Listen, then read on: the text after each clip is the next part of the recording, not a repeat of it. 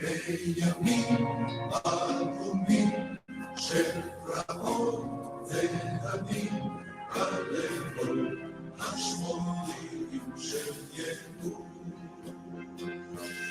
בערים בכפרים את דגלינו נרים ועלה הגנה וזינו. יפנו השור נעמוד עבדים ולשתות במחאה לדבר.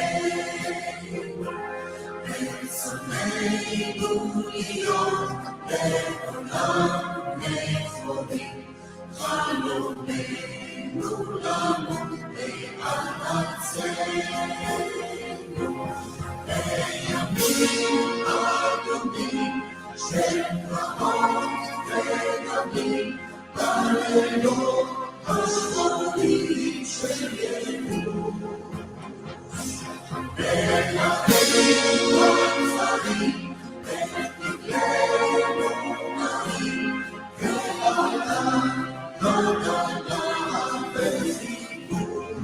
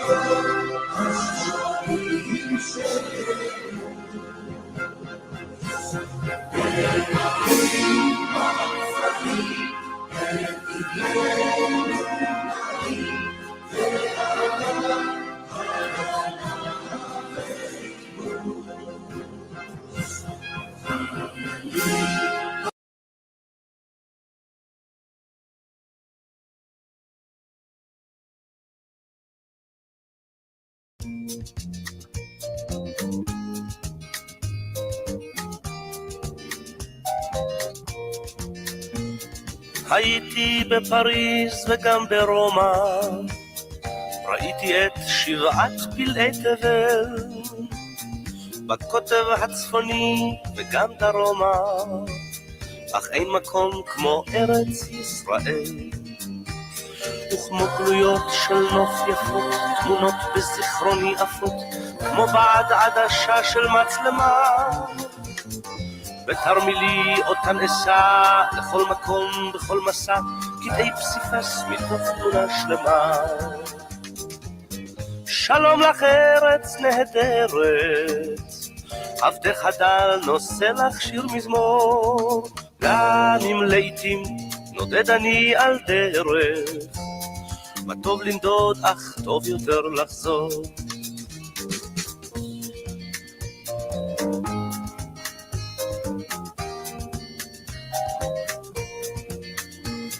בסריחי המגדלים בירושלים, בסמטאות השוק הצבעוני, גגות הרעפים של גבעתיים, הניבטים מבעד חלוני. את האביב בתל אביב, את סבתי ואת סבי, את החלב ואת נרות שבת, את ים המלח מול אדום ואשת לוט צופה לסדום, ואת הקיץ אוחה אלה. עבדך לעתים לחזור,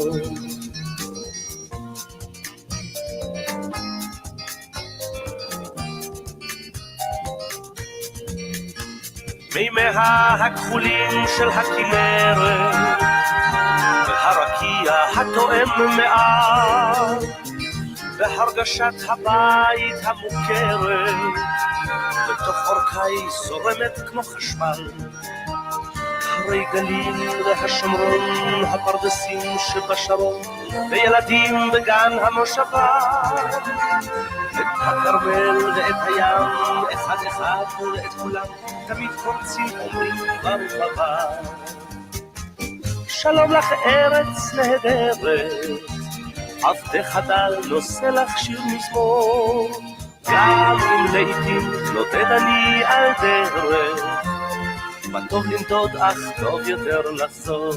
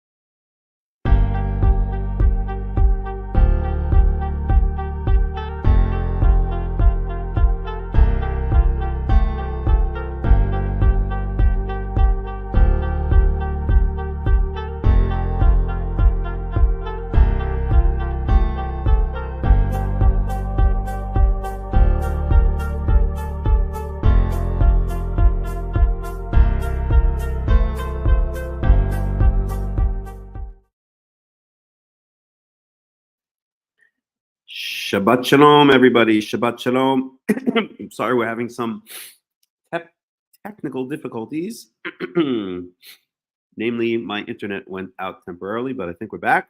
So Shabbat Shalom. Let me start by doing a sound check because I saw there were some comments that people were not hearing. So can I get a sound check? Just put a Y in the chat. Good here? Okay. I said a Y, Phil. You put a good here. You're not following instructions. I'm just teasing, of course. Okay, so all right. So here we are. We are in Parashat Tetzaveh. And again, update on the quote unquote war in Gaza. It's never been a war. It's been as one of my favorite politicians, Moshe Feiglin, who most of his stuff is in Hebrew, but if you look him up on Facebook, I mean, Facebook does do translations. He always says it was never going to be a war. It was only going to be what he calls a sevev mishudrag, which can be translated as just a more intense round of fighting, like we've had a bunch of times before in Gaza and other places. Because quite frankly, Israel is incapable of wanting to expand territory, to conquer territory. They're incapable of understanding what their role is in life and saying, this is our land and we're going to take it. And whoever doesn't like it can, go jump in the Euphrates River. But the usual reason behind this, the usual response for this is to blame the Chilonim. So the narrative, and I'm going to have a different take on it. For those of you who've listened to me before, it's not going to be much of a different take. You've heard me say this in one way or another many times before. So I still have a little bit of a lingering cold, but everything's good. Just some lingering sniffles. So the usual take in Israel is that it's the Chilonim, the non-religious, who just want to live a simple, secular life, and they don't want to expand the land of Israel. They don't want to have a Torah state. They don't want to, reinstate the Sanhedrin and build a temple and all this kind of stuff. That's the usual party line. And then it's the religious, the Dati'im, who want to do all that stuff, who want to expand the land of Israel and rebuild the temple and blah, blah, blah. And that nominally is true. If you look at it on the surface, it's true. It does seem like the Chilonim, they don't want anything to do with, the ultimate mission of Israel, and the Dati'im, which can be broken down into the Dati Leumi, the religious Zionists, who, for those of you who are not familiar with Israeli culture, those are the ones that have the knitted kippot, the knitted yarmulkes on their head, and the Haridim. Those are the ones dressed in black, sometimes called the ultra-Orthodox. So they're the ones who are the good guys. They want Israel to fulfill its mission, the nation of Israel to fulfill its mission, and the Chilonim are the bad guys. They just want to live in a simple secular state. And as I said, that's, if you look at it on the surface, that might be very true. But for years, I think decades now, I've had this little quip, this little saying, which is, in Israel, the Chilonim are actually the Dati'im, and the Dati'im are actually the Chilonim. And what I mean by that is, well, let me translate it. The non-religious are actually the religious, and the religious are actually the non-religious. And what do I mean by that? Again, it goes back to us being Karaites, us realizing the flaws of Pharisaic Judaism, the distortions of Pharisaic Judaism, and realizing that those who keep the Torah according to Pharisaic Judaism are not keeping the Torah. I don't know what they're keeping. They're keeping something, but it's not the Torah. And I did a video many years ago. Maybe I should find it. Let's see here. Which kind of explained my, at that point, burgeoning opinion or developing opinion on this issue. But clearly, hold on, let's find it.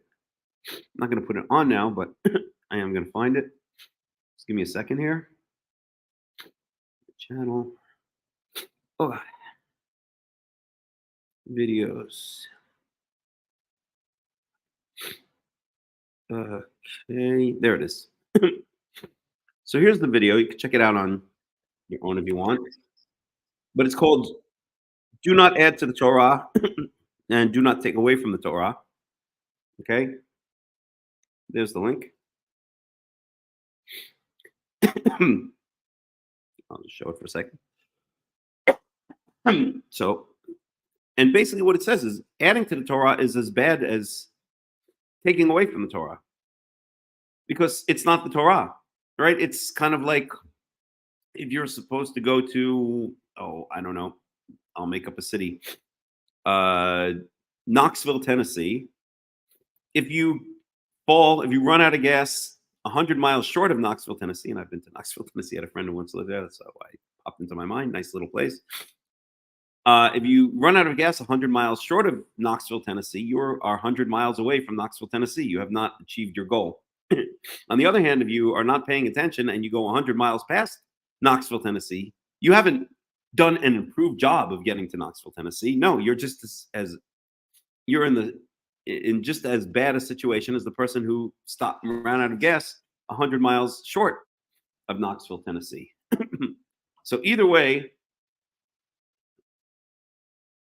why are you bothering me? 1 second, please.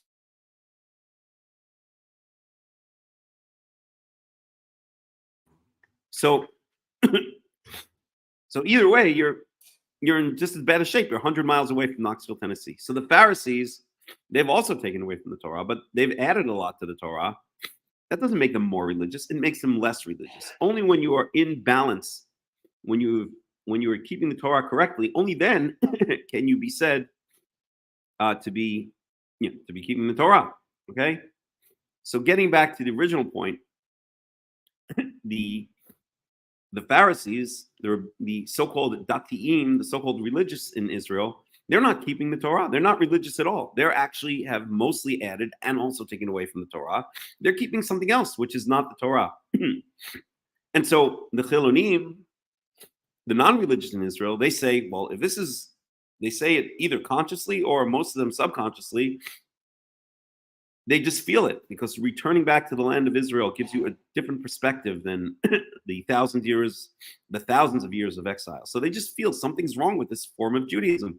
And they say, if this is Judaism, we want nothing to do with it. And they say this subconsciously, what many of them feel is either give us the real thing, which is Karaism, Tanach, the ancient Torah, or we want nothing at all. Okay?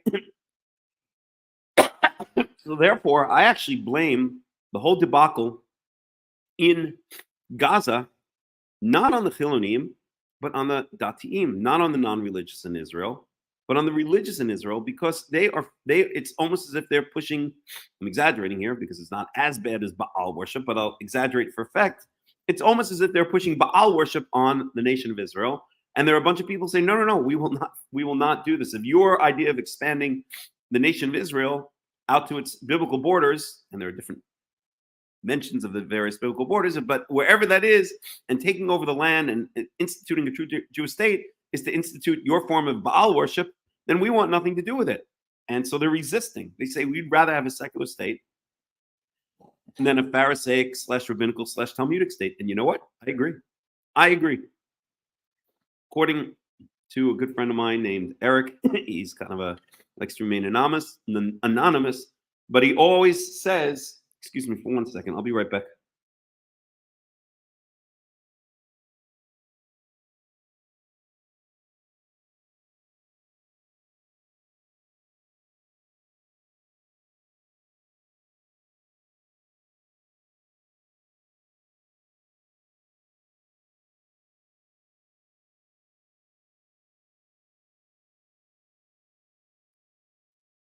Sorry about that. So where was I? Right. Oh yeah, my friend Eric always he calls the rabbis or like the Kahanists types, which Obviously, I was a Kahanist in the past, and there are some things that I certainly agree on with Kahana. But he calls them rabbino-fascists, and he's so right. What they want to do is they want to expand the land of Israel. They want to bring back the temple. They want to reinstate the Sanhedrin, not for the true Torah, but for their Pharisaic offshoot religion of the Torah. And so the Chilonim subconsciously and some consciously, but mostly subconsciously, say, no way, we want no part of this. And you know what? I want no part of it either. I would rather have a secular Western Israel state than a Pharisaic Sanhedrin rabbinical Talmudic state any day. And such a state will, I'm telling you, mark my words, if the rabbis ever try to set up such a state, there will be civil war, absolute civil war. There already has been, and I'll explain in a second what I mean by that. But there will be outright civil war, and those who try to do it will be killed.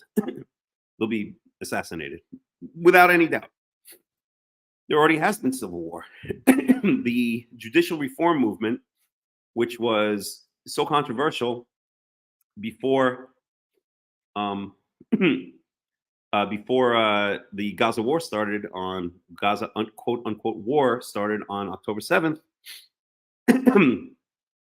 was essentially a battle between the, again, as my friend calls them, the rabbino-fascists and those who oppose the rabbino-fascism. So it was couched as a so really it was a war between the secular / Hellenist sympathizers and the rabbino-fascists. So the judicial reform, the idea of it was essentially to wrest some power away from the Israeli Supreme Court, and rightfully so. The Israeli Supreme Court, excuse me, definitely is not promoting Torah, pure Torah. It's promoting Western liberal, woke policies, and basically holding Israel loyal to those policies, because Israel is perceived by that bunch as basically being an offshoot of the West or part of the West. And so the opposition, the more right wing, the religious, religious right, basically, they wanted to wrest power away from the Supreme Court, because the Israeli Supreme Court is essentially holding Israel or forcing Israel to stay loyal to that Western liberal philosophy. But they want to replace it again with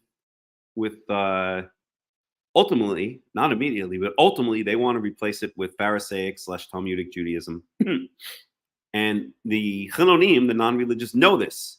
So that's why you had all of these protests, some violence, all of the stuff that was going on. If you followed it in Israel, it was basically a battle between the Hellenists and the rabbino-fascists, or the woke Western aligned liberals and the Pharisaic / Talmudic rabbino-fascists. And they're both wrong. They're just fighting against each other.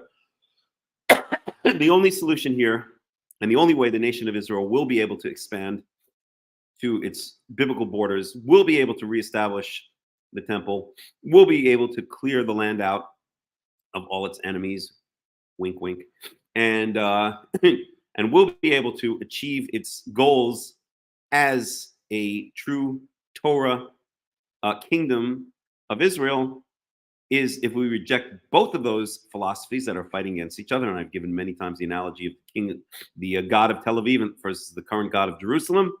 Reject both of them, because they're just, it's like gang warfare. It's like the Bloods and the Crips, right?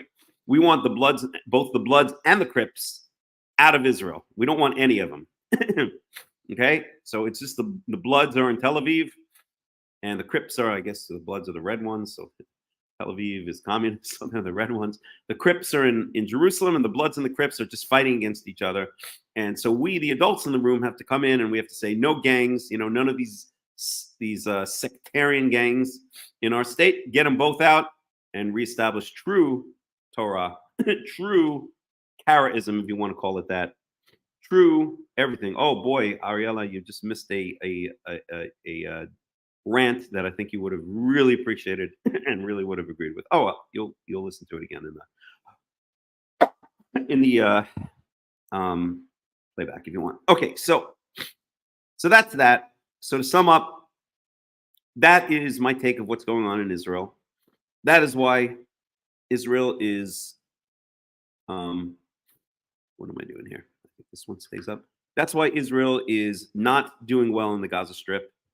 That's why Israel, even if they kick the can down the road a little bit more, is just setting itself up for more disaster like what happened on October 7th, except next time it's going to be 7 times worse, and then 70 times worse, etc. So do not believe that Israel is winning the war in Gaza, because as Moshe Feiglin says, there is no war in Gaza. There's just another military action, a little bit more intense than the last times, but already the war is winding down. Even a left-wing newspaper, which shall remain nameless, put out an analysis of the war in Gaza, saying basically because of all the pressure from the West and because Israel is giving into a lot of that pressure, and because the hit to the economy of bringing up 300,000 of raising an army of 300,000, most of which were miluim, which were reserve soldiers. That made a hit to the economy. So now they're winding down. They're sending a lot of these reservists back home, and they're only leaving a core force there that is going to just do wipe up operations. And so this left-wing newspaper, and maybe their motivation is that they're anti-Netanyahu, but at any rate, what this analyst basically said is what they're doing, what Israel's doing, is not going to wipe out, it's not going to allow them to meet their goals, which is to completely wipe out Hamas. So we shall see. But that's my take on the whole thing. Israel cannot win a war in Gaza because you have the Bloods and the Crips fighting against each other. The Bloods are the Hellenist, Western-aligned Jews of Tel Aviv, and the Crips are the Pharisaic / rabbinical / Talmudic, as my friend Eric calls them, the rabbino-fascists in Jerusalem, and the Bloods and the Crips are fighting against each other. And so there's no way that until we wipe both of those gangs away, and I don't mean physically kill everyone in those gangs, but until we get rid of both of those gangs ruling over Israel, then Israel will never be able to fulfill its goal. And of course, that needs to be replaced with true Torah Judaism, true Torah, first temple period, understanding of the Torah, charism, Tanach-only, whatever you want to call it. I don't really care what you call it. I call it charism. And over the years, a lot of people said, well, you can't really call yourself a Karaite because the main group that calls themselves Karaites, the Egyptian Karaites, they're different from you. They have, and only from me, from a lot of people who have not grown up, not born into that Egyptian Karaite community, they're different from you. They have their traditions. They're very rabbinicized. And I said, oh, even more reason why I should call myself a Karaite. They are the ones who have betrayed the true way of the Karaites and who have become rabbinicized. And I was having a very interesting conversation with someone who's recently joined our group about Eliyahu Bachiachi, a medieval Karaite who essentially was very respectful of the rabbis. It integrated a lot of rabbinical ideas into Karaism, and that was, according to many Karaite historians, the downfall of traditional Karaism or of classical Karaism. So at any rate, I'll call them Karaites. Let the Egyptian Karaites change their name. Maybe they can change their name to something like Rabbino Karaites, or I don't know, let's see.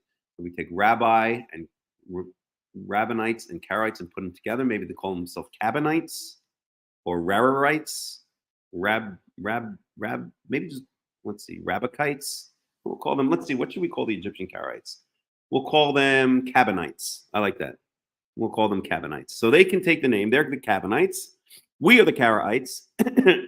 And we know, hopefully, and there are many in Israel like us, And I think the real pickings is among the Chilonim, among the non-religious, although it's also among the religious. But the religious are so caught up in their rabbinical / Pharisaic / Talmudic cult that they really can't see outside of it.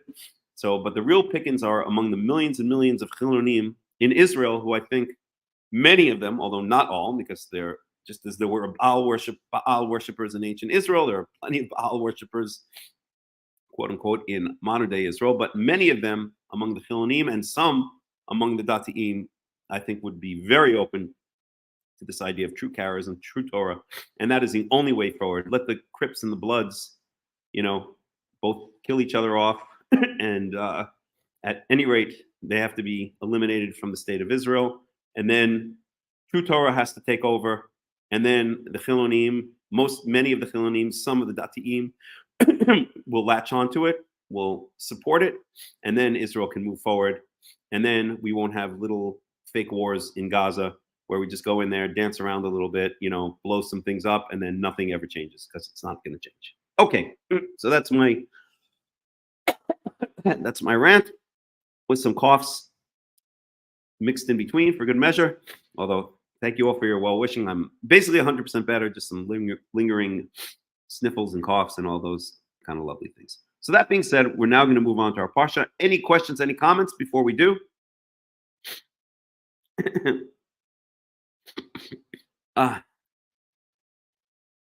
Okay, if not, then we will move on to our Parsha. Let me bring it up here.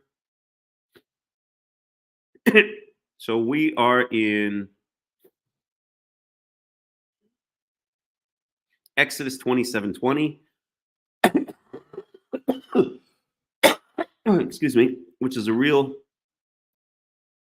easy beginning point for me to always remember for Tetzaveh, because my address growing up, the number of my house was 2720. So it's Exodus 27:20. Okay, let's see here. Let me share.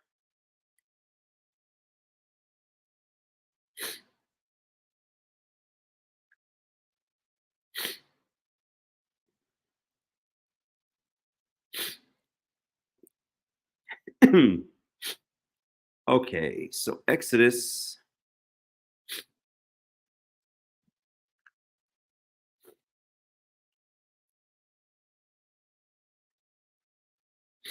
27:20, and mostly what this parsha deals with is,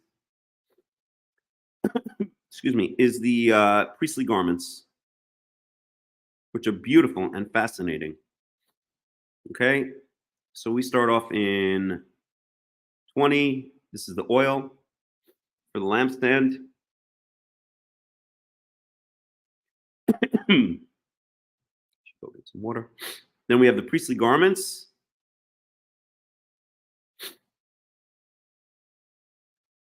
We end up in talking about the consecration of the priests after everything is ready. The tabernacle, I shouldn't say the tabernacle, but the priestly garments are ready.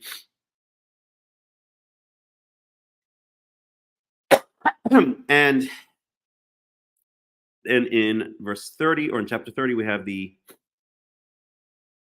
we're speaking about the incense and the anointing oil. Okay, so these are all elements of the temple service or the tabernacle service or the Yahweh cult. And whenever I use the word cult in this context, it doesn't mean the cult like Esha Torah, as I always like to say. It means that's just the technical word. In fact, let me get a formal definition here.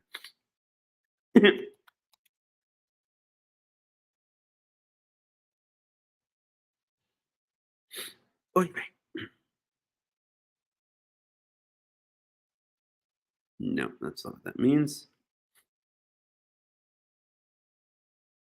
No, that's already the more colloquial. But basically, when cult or cultic worship basically means the ritualistic worship of a deity. So whenever I talk about the cultic worship of Yahweh, I'm not saying it's a cult, which now has a negative connotation. But that's, if you listen to or read, academic discourses on religion, they'll always use this word. So I do it too sometimes. Okay. Anyway, we're in Exodus chapter 27. And we're starting in verse 20. And let's go. So we're talking about the oil for the lampstand. Let me switch over to the Hebrew. Oh, God.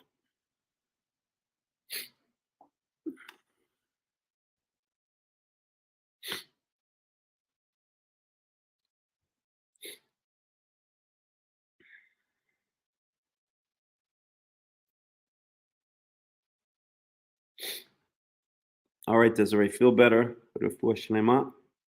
Okay, so we're talking about the oil for the lamps. Okay. 2720. Maybe I should make this bigger. It's easier to see for people. Okay. ואתה תצווה את בני ישראל ויקחו אליך שמן זית, זך, קטיף, למאור. Let's stop there. Okay, so command the children of Israel ויקחו אליך that they should take to you Shemen Zayit, and who is this all being addressed to? Probably Moses, right? Let's get the context here. I'm assuming Moses. Okay, so they should take to you, meaning the children of Israel should bring to you, because you is in the singular here. Okay, Yikhu elecha, take to you, singular, so it's referring to Moses. I'm assuming Shemen Zayit, Zach Katith. Okay, so what is Zach and what is Katith? This is basically speaking about extra virgin olive oil. Okay, so zach means pure, katit means crushed, and excuse me, I'm sorry, pressed. And so this was the top level olive oil. Okay, so olive oil is usually extracted. Basically, you break up the olives and then you press them. And the first pressing is the best pressing. It's the sweetest oil, the best quality and the sweetest oil from the olives. It usually has a very low acidity. And that is usually called extra virgin olive oil. Okay. And then you can press again. You can do a number of pressings. And each time you're going to get a lower quality of oil. So zach katit would be what would be equivalent to extra virgin olive oil today. And that's the oil, of course, it's going to be used for the lamps. We only use the best stuff in the tabernacle. Oh, you asked the question. Okay.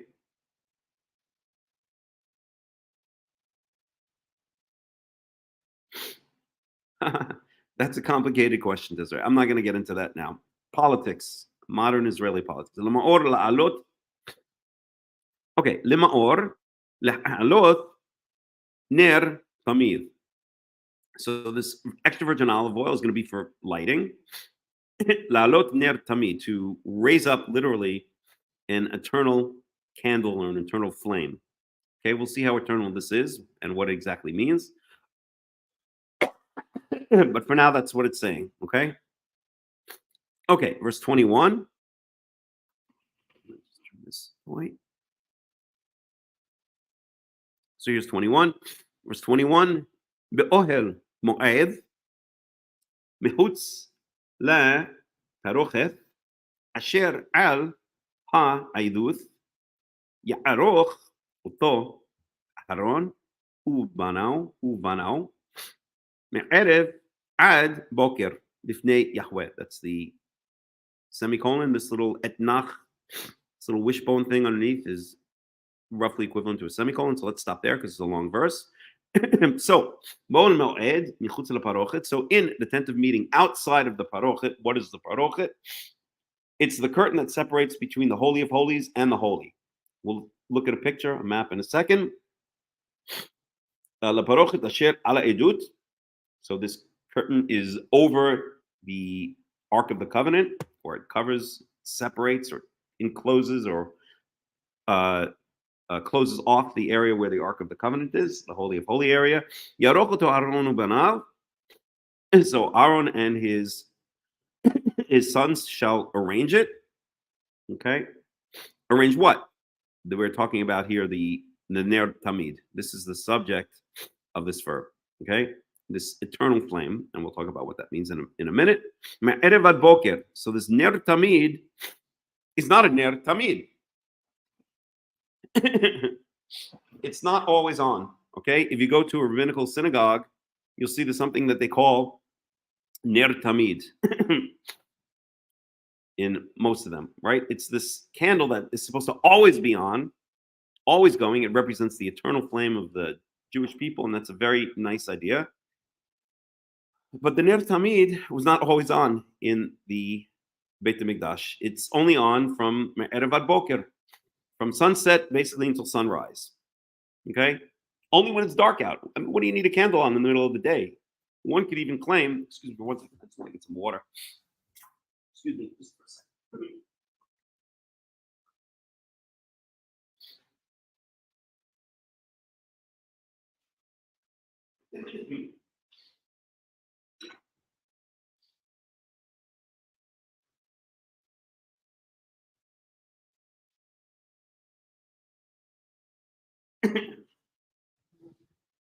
I mean, one could claim that it's disrespectful to have a candle going during the day. You can't even really see the light during the day. You can a little bit, but it doesn't illuminate anything with the sun out, even inside the tent. So the Ner Tamid is only out from sunset to sunrise, literally the beginning of the evening, which is sunset, until Boker is the moment the sun rises over the horizon in the morning, usually translated as morning. Okay, Lifnei Yahweh Chukat Olam Ledorotam. So it's an eternal law, eternal statute throughout the generations. Me'et Bnei Israel. For the children of Israel, or on behalf of the children of Israel. Okay. So how can it be an eternal statute? There are a number of things that are called an eternal statute. This is one of them. Oh boy. This is one of them, but this is not, obviously cannot be an eternal statute. If there's no tabernacle or no temple, then it can't be kept. You can't just, go in the middle of Poland and start lighting a Ner Tamid. Unless you're a rabbinical Jew, then you just stick it in your synagogue and say that's a Ner Tamid, right?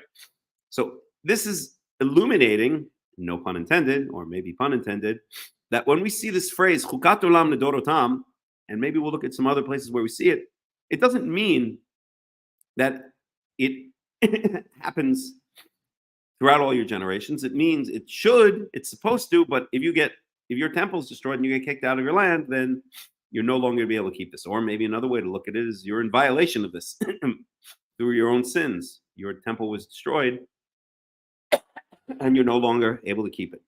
Okay.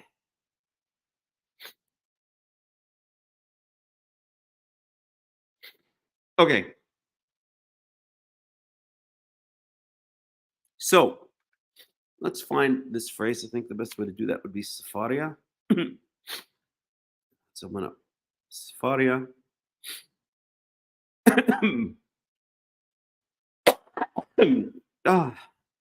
In fact, let's just do Chukat Olam.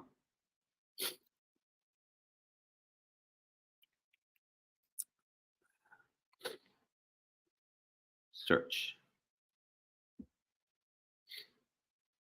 Okay. So we want to sort chronological. Okay.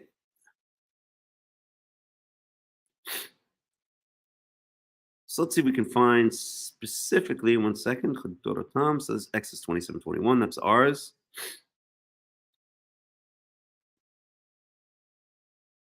Okay. Leviticus 3:17. Right here. We have Chukat Olam Ledorotechem. Let's see what it's talking about.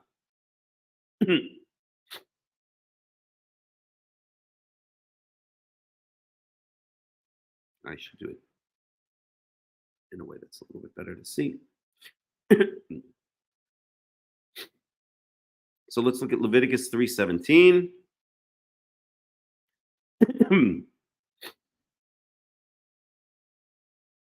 So what are we speaking about here? We are speaking about the shlemim, the peace offerings. And let's just get the context here.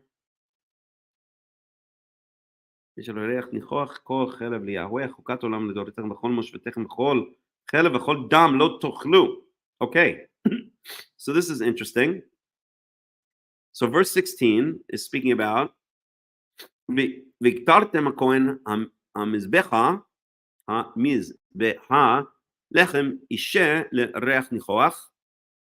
shall burn, the Kohen shall burn on the altar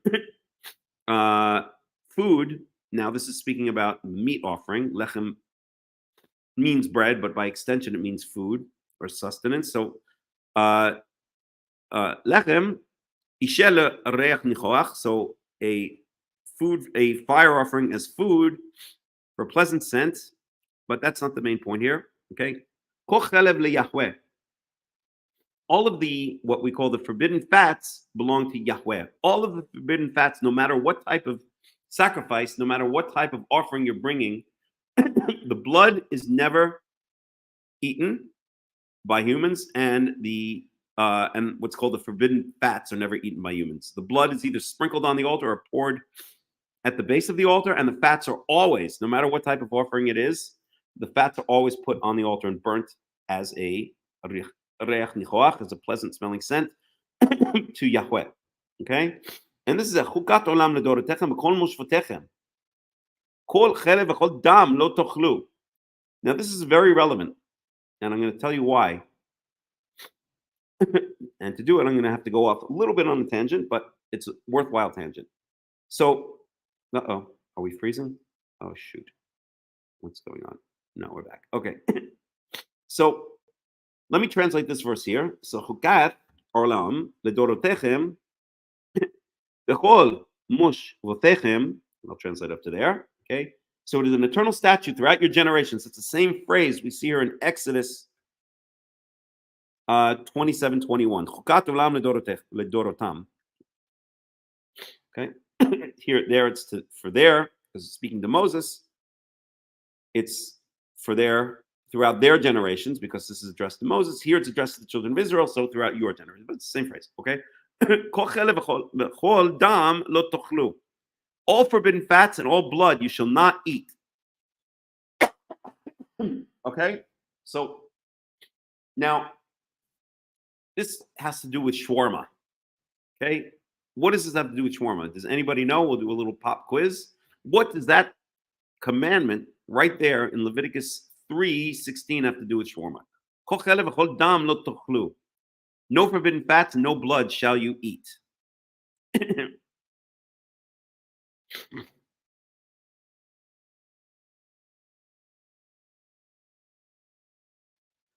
Okay, I'll just go ahead and say it, since you guys are getting into your own side discussion there, which is fine. I like that and I encourage that.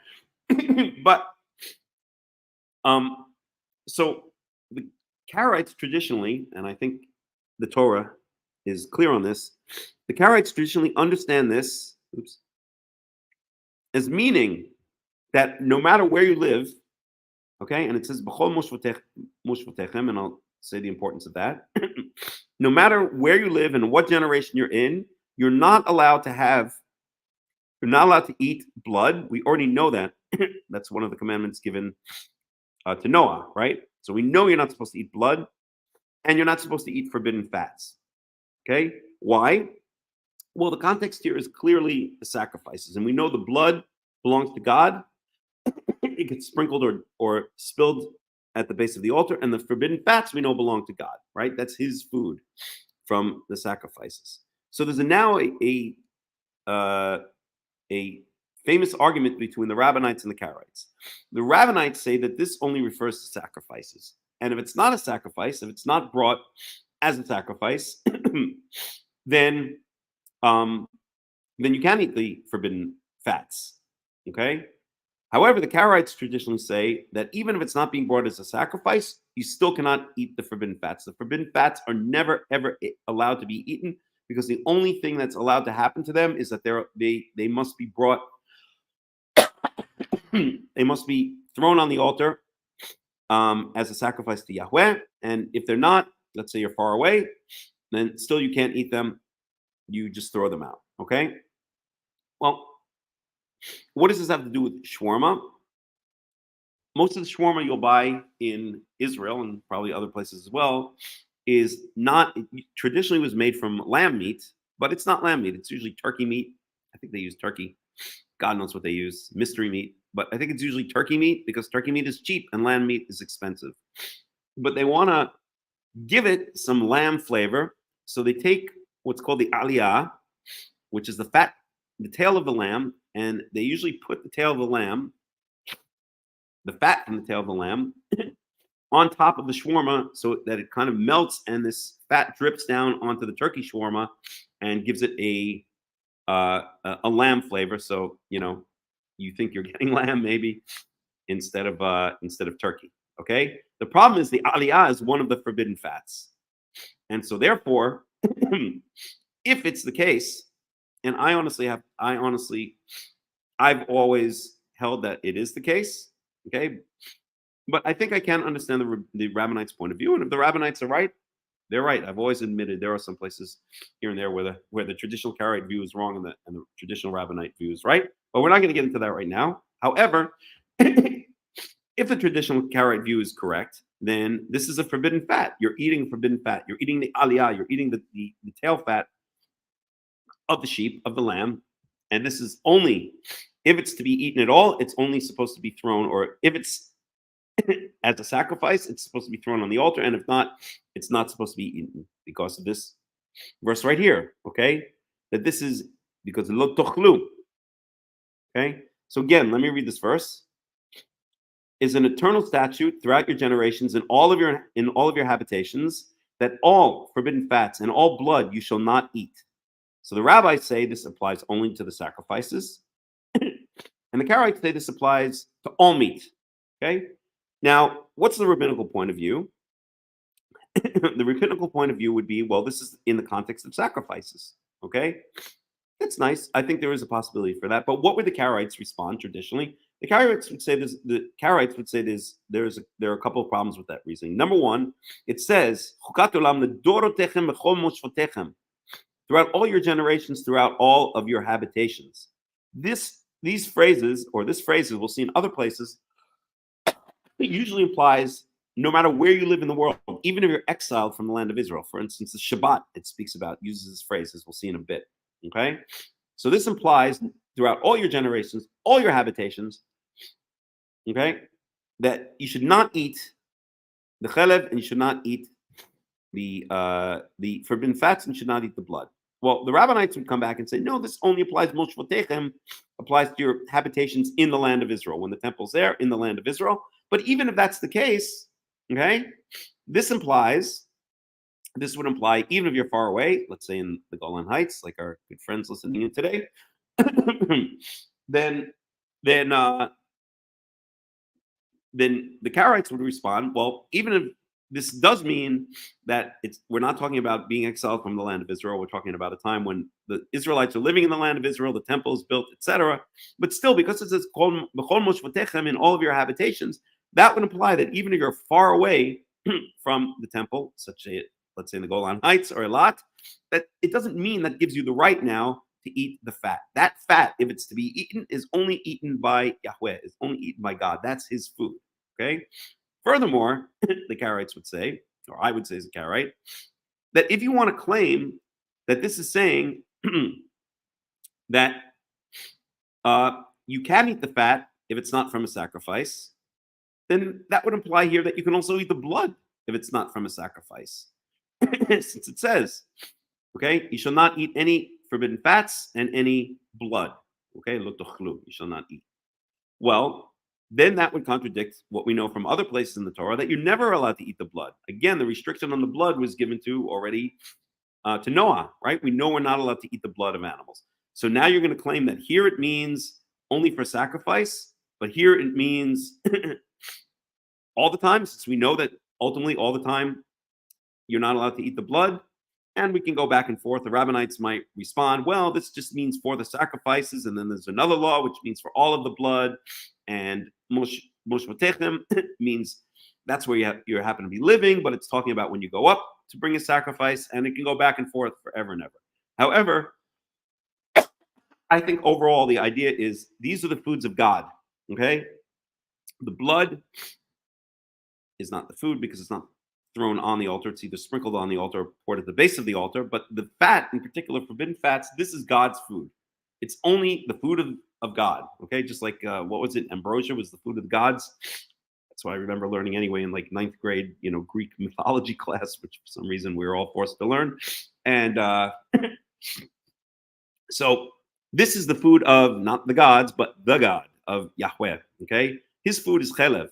And just as ambrosia in Greek mythology wouldn't be appropriate for human beings, for mere mortals to eat the food of the gods, so it's not appropriate for us human beings to eat that food which is set aside for Yahweh. So if it's brought as a sacrifice, then it's thrown on the altar. If it's not brought as a sacrifice, then it should be discarded. But it should never be eaten. It should never be eaten by human beings because that is the food of our God Yahweh. Okay? And that is, again, the reason we came to this phrase is because it says that this is an eternal statute. It's an eternal statute throughout all your generations, in all your habitations, wherever you happen to be living. Okay? Let's go on to the next. I'll just leave that one open.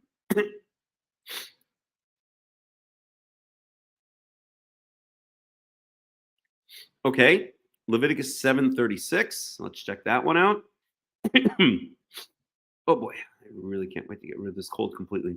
Leviticus 7:36. And here we have again, fat and blood forbidden. Maybe we should just read this. I'm going to read this because will shed light on what we were just talking about. So let's pick it up here in Leviticus 7:22, even though our ultimate destination here is what? 7:36. Okay. So, Vayidaber Yahweh el Moshe lemor. So Yahweh spoke to Moses, saying, Daber el bnei Israel lemor. Speak to the children of Israel to say, Kol halev shor wakesev wa'ez lo tochelu. All of the forbidden fats of an ox or a sheep or a goat you shall not eat. Okay, so that's essentially saying what we saw here in Leviticus 3:17. Wahelev nivela, wahelev terefa, ye'aseh lechol melacha, wa'achol lo tochluhu. And the forbidden fats of a nivela is an animal that has naval, that is withered away, that's died on its own. And the trefa is an animal that's been mauled to death by another animal. Okay? May be used for any purpose. I'll translate it that way. Okay? But you shall not eat it. Okay? So clearly, now we're not allowed to eat. We know from elsewhere in the Torah, I don't remember chapter and verse off, and Deuteronomy, I can't remember it, but whatever. We know from other places in the Torah that we, Israelites, are not allowed to eat nivela and terefa anyway. We're not allowed to eat an animal, the carcass or the meat from an animal that has either died or been ripped apart. Sorry, people living in the South. No roadkill for you guys. That's a joke to my little Southern friends. Okay. So,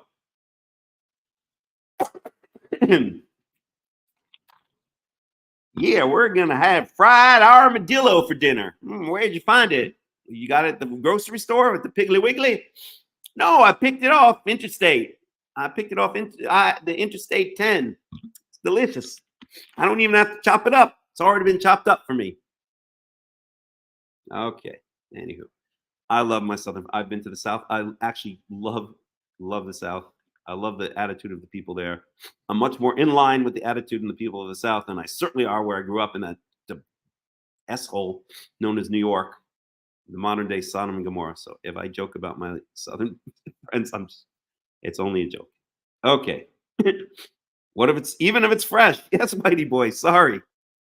You'll have to go to the Olive Garden tonight. I know you were planning on having a nice, roasted roadkill, but yes, even if it's fresh, if it dies on its own or it's ripped apart, then it's disgusting. It's considered an abomination. I don't know if it actually used the word abomination. It's considered unclean. Okay? Because if it dies on its own, it was sick, right? Something was wrong with it or it was old. That's disgusting. That's not appropriate for the children of Israel to eat. And if it was killed by another animal, then it was already, ripped apart. It wasn't slaughtered properly. It's just, that's disgusting also, right? Okay. And that's all that the laws of kosher. I mean, there are a lot of laws that now fall under the rubric of kosher, but the things we're not allowed to eat, the types of meat or the meat we're not allowed to eat, it all falls under the rubric of Israel is not supposed to defile itself by eating disgusting things. Okay, a snake is disgusting. A spider is disgusting to eat. Maybe not spider. Rats and gnats are disgusting to eat. Okay, and dead animals that died on their own or were ripped to shreds are disgusting to eat. So the rabbis, to go on a slight tangent, it's already a tangent of a tangent, but the rabbis always want to say that there's a big mystery behind the laws of kosher, the laws of kashrut, the kosher laws. It's no big mystery. It's so simple. It's so straightforward. Oh my God, if these people were just to return to the Torah and read it, it's just right in their faces. It even uses the words clean and unclean, okay? We as Israel are not supposed to eat disgusting things, okay? Which reminds me of, here, let's go to Ezekiel. I'll get the exact chapter and verse very quickly. 4:9, Ezekiel 4:9. You guys have all heard in the United, if you live in the United States, of Ezekiel bread. Okay. So what was Ezekiel's problem with Ezekiel bread? He didn't want to eat it. It was supposed to be, first of all, kind of, I wouldn't say a punishment, but it was supposed to be an ascetic punishment. So let's look at it for a second. So Ezekiel 4:9. We'll just go to the English for a second, just to make it flow a little bit more quickly. Okay, I love this story. Okay, so now, son of man, we'll go here, blah, blah, blah, blah. So Ezekiel's asked to do certain things to symbolize the fact that Jerusalem is going to destroy. All right, we'll start here. Now, son of man, take a block of clay, put it in front of you, and draw the city of Jerusalem on it. Then lay siege to it. So you can imagine Ezekiel is symbolizing that Jerusalem is going to be destroyed. Okay, and he's in Jerusalem. Okay, and he now makes a big spectacle. It would be like going down to Ben Yehuda Street or going down to the Kotel and taking a big block of clay, drawing Jerusalem on it, and then pretending like to play soldiers and lay siege to it, and everyone's going to see and word's going to get around. Okay, erect siege works against it, build a ramp up to it, set up camps against it, and put battering rams around it. So he's basically asked. He could be a museum curator. He's asked to make a giant museum display, a giant diorama. Then take an iron pan, place it as an iron wall between you and the city, and turn your face towards it. It will be under siege, and you shall besiege it. This will be assigned to the people of Israel. So Ezekiel's now tasked in this chapter and in surrounding chapters of making these visible signs to the people of Israel. Remember, there was no YouTube back then. There was no internet. You had to go out into this town square, into the city square, and you had to make a spectacle of yourself. Okay, make a spectacle for the people to see. That's the way news got around. Okay, we'll skip ahead a little bit. After you finish this, lie down again. We're going to finish this. No, we're going to skip that. Okay, so he's supposed to lie down. I'll pick it up here. After you finish this, lie down again, this time on your right side. So he has to lie on his left side for 390 days. And then and that's symbolizing the northern kingdom, Israel, and then he has to rely on his right side for 40 days. The northern kingdom has already been exiled. Okay, so basically, he's trying to say, just as the northern kingdom was exiled, so you guys are going to be exiled as well, or you guys are going to be attacked as well. Okay, I've assigned you 40 days a day for each year. Turn your face towards the siege of Jerusalem, and with bared arm prophesy against her. I will tie you up with ropes so that you cannot turn from one side to the other until you have finished the days of your siege. So this is a giant spectacle of this prophet tied up on his left side and then on his right side with this huge clay diorama of Jerusalem under siege, right? A whole soldiers and, like a whole thing going on. And the people in the city are saying, what the heck is up with, this guy, Ezekiel, there he goes again. He's acting crazy again, okay? But this is the way the prophets, many of the prophets, would get their message across, right? They did it almost like with a play, okay? All right, so where were we? Okay, so then we get to so during the time, so now he's tied up for 390 days on his left side, for 40 days on his right side. And what is he supposed to eat during these well, it says specifically 390 days. So 390 days, take wheat and barley, beans and lentils, millet and spelts. Okay, put them in a storage jar and use them to make bread for yourself. Well, we all know that part, right? Ezekiel bread. Right? It says that on the package. Where is the package? There it is. How can we make this bigger? Amazon. Okay. How do I make this picture bigger? Okay, there we go. So as described in the Holy Scripture verse, take also unto thee wheat and barley, red beans and lentils and millet and spelt, and put them in one vessel and make bread of it. Okay? Well, what they don't tell you, because probably their company would go under if they did, is they don't tell you the following verses. So let's look at the following verses. Okay? So you make this nice, supposedly healthy bread for yourself, okay? But it's really supposed to be a bread of punishment. It's supposed to be like Lechem-only, like a bread of affliction, right? Ezekiel's afflicting himself for 390 plus 40, 430 days, which, by the way, that's the same amount of years, same number of years that Israel was in Egypt, according to the Torah, although I don't think it means that. That's another story. Okay, but let's go on. You are to eat it during the 390 days you lie on your side. Weigh out 20 shekels of food to eat each day and eat it at set times. Also measure out a sixth of a hin of water and drink it at set times. So you basically have ration food. So again, we see this is all, I wouldn't say punishment, but affliction, right? He's afflicting himself to show the pain and suffering that Jerusalem is going to be in, or maybe even to try to atone for that pain and suffering. Eat the food as you would a loaf of barley bread. Bake it in the sight of the people, using human excrement for fuel. Well, how about that? Why doesn't it say that on Ezekiel bread? I don't see. Let's see. Does it say it anywhere?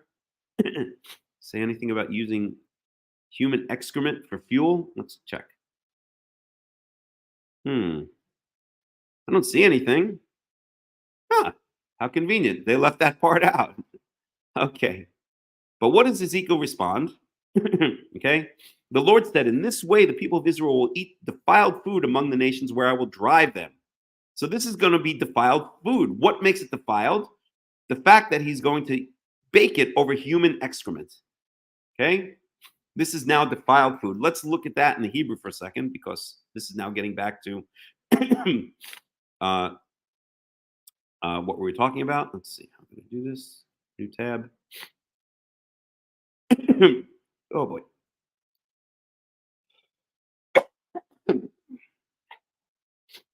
Okay. All right. Okay, good enough. So we're looking at that in the Hebrew. So that is Ezekiel 4. Oh, God. Hebrew.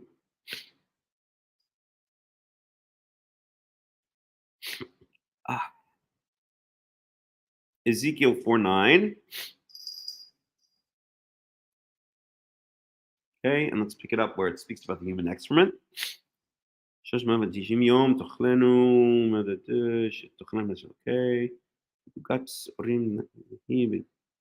Okay, here it is. Okay, so verse 12. What does it say? Ugat, it's orim tochlena. So you shall eat it like cakes, like barley cakes. You shall eat it. Vihi said Adam tiugena la'enehem. Okay, so you shall bake it. So ugat orim tochlena. You should eat it like you would eat barley cakes. Okay, here they translate as a loaf of barley bread. Okay, he and it begilale tzeit ha'adam. So what is begilale tzeit ha'adam? Well, they they translate it as using human excrement for fuel, but actually the Hebrew is a little bit more graphic than that. Okay, begilale tzeit ha'adam would actually be translated best as you shall eat it. You shall turn it into cakes or bake it. Probably a bad translation, but we'll go with bake for a second. In front of their eyes, okay, she'll bake it what? On literally human duty balls is what it says. That's literally what it says, because gilale means round things or balls, like a gal is a wave. The Galil, right? If you've heard of the Galilee, comes from that same word. The Galilee means a district, but what is the better word that expresses the round part of it? I can't think of it right now. Like a circuit, I guess you would say. A galgal is a wheel. Okay, so you get the idea. Tzit comes from the word, from the underlying verb latzet, to go out. Okay, or yatsa would be the actual root, yud sadi aleph, and that means that which goes out. So it literally means the bulbs that come out, the round things that come out from the human being. Okay, now this is all euphemistic. We know that when it comes to things like sex or bodily functions, then the Torah usually speaks in euphemistic terms. So literally it means the round things that exit from the man. That's literally what it means, or from the human being. Okay, exit from where? Well, we know where round things exit from. Okay, so we know what it's speaking about. And the word tzeit or tzoah is used many times throughout the Tanakh and always means the same thing. It means excrement. Okay, but literally means human duty balls. Okay, so you're going to use as fuel human duty balls. Okay, and so that's pretty gross. Okay, would you want to eat, if you found out? Let's see again. I don't see it mentions it anywhere. Huh? No, they don't cook this Ezekiel bread on human duty balls. Not that I could see. Let's see. Let me look a little bit closer. Human duty balls. The live grain difference: sprouted 100% whole grain bread. The original flourless, low glycemic. Duty balls. I don't see anything about human duty balls. So this is not really Ezekiel bread. Sorry to disappoint you. Okay. But the point is, and the way we got into this, I'll go now on in the English. The Lord said, or Yahweh said, in this way the people of Israel will eat defiled food among the nations, where I will drive them. Because remember, this is all meant to be a symbol. This is all meant to be a sign for what's going to happen to Israel. Let's read in the Hebrew in verse 13. Hold on, the cat wants to go out. Sufi girl, come here, you. 1 second. What do you want, Sufi girl? Oh, sweetie girl, what do you want? You go in the back. Go. Oh, Sufi wants.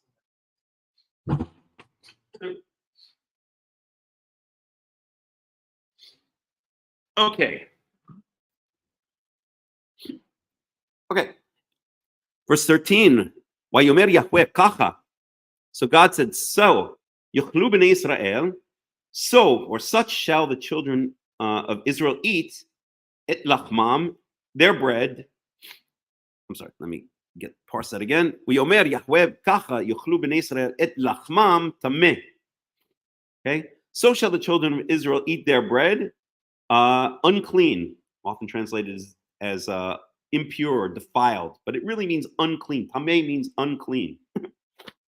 Bagoyim asher adichem sham. In the nations or among the nations, asher adichem sham, that I will exile them to or push them away to.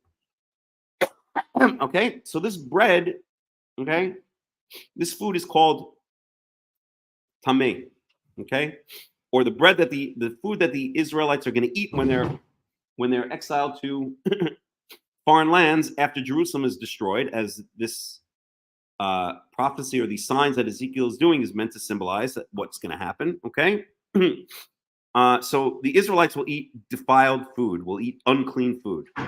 Okay, why is the food unclean? Well, it's certainly not the ingredients in the bread. Okay, there's nothing unclean about any of those. It's the fact that it's being cooked on top of human excrement. Okay, and that's disgusting. It doesn't mention anywhere else in the entire Tanakh that you're not allowed to cook food on top of human excrement. Okay, but it's objectively something disgusting, and and this is what Yahweh says is going to be the thing that makes it disgusting, unclean, defiled, impure. Okay, and in fact, what happens is that Ezekiel protests. He doesn't want to do this. Let's pick it up here. Okay, verse 14. This is Ezekiel chapter 4, verse 14. Wa'amar, aha, Adonai Yahweh. And Ezekiel said, wait a second. Literally, like, whoa, my Lord, Yahweh, my Lord. Hine nafshi, lo, mittuma'a. Okay, let's translate up to there, because again, that's a semicolon. Okay, I have never defiled myself, might be a good way to translate it, or my body has never been defiled.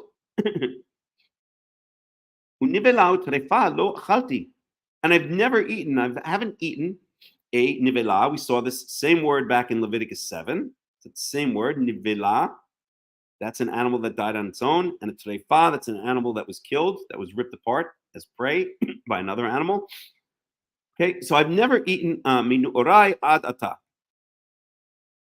Okay, so nivela trefa lo achalti, and an animal that died on its own, or an animal that was ripped apart by another animal, I've never eaten minu orai ad ata from my youth until now. Meaning I've never defiled myself in such a way. Okay, or at all, by eating these disgusting foods. V'lo ba b'pi b'sar pegul.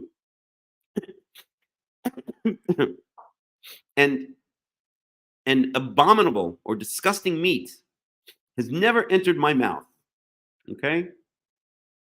So this is what Yecheskel says. So God has asked Yecheskel to cook this Ezekiel 4:9 bread on human excrements, literally on on human duty balls.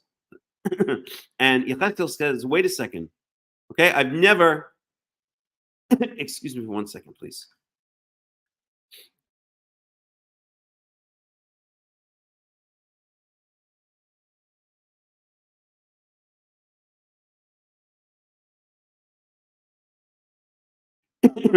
Okay, so that's what Yecheskel says.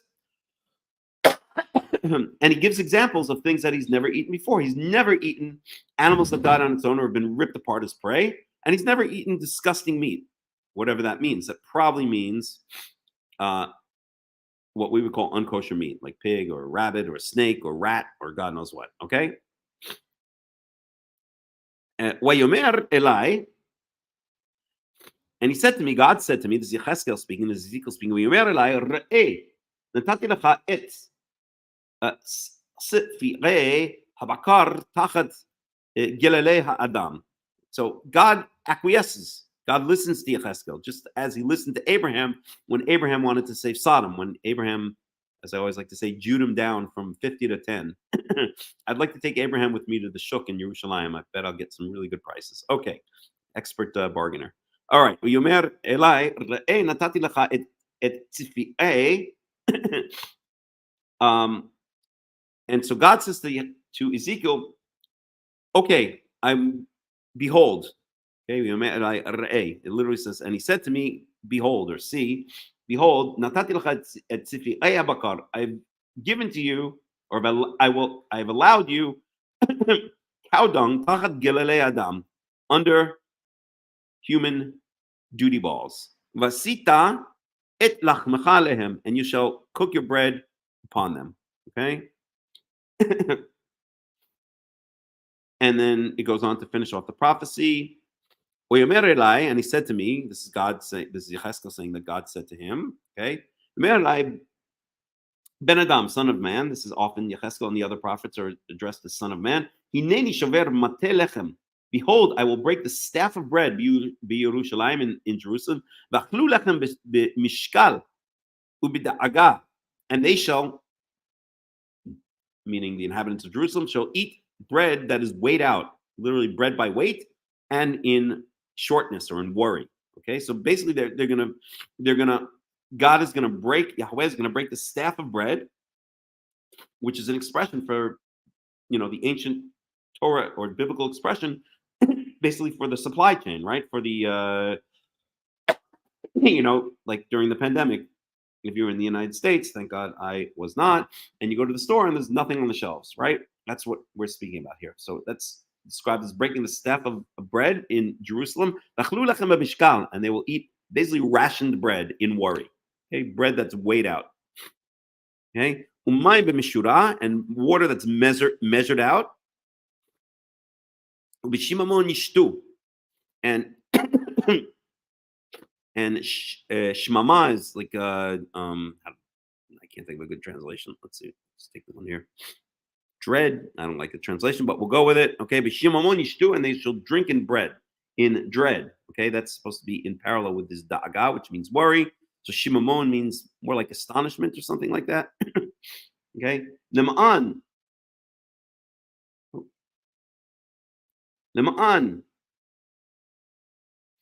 Yachseru lachem u'mayim v'nashamu ish v'achav v'namaku be'avonam. So basically, that's a summary sentence. Okay,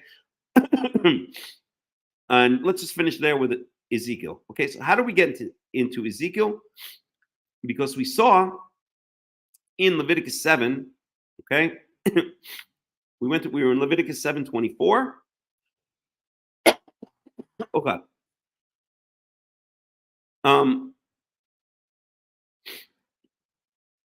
And we saw the different types of things that Israelites are not supposed to eat. Okay, so let's close at Ezekiel 4.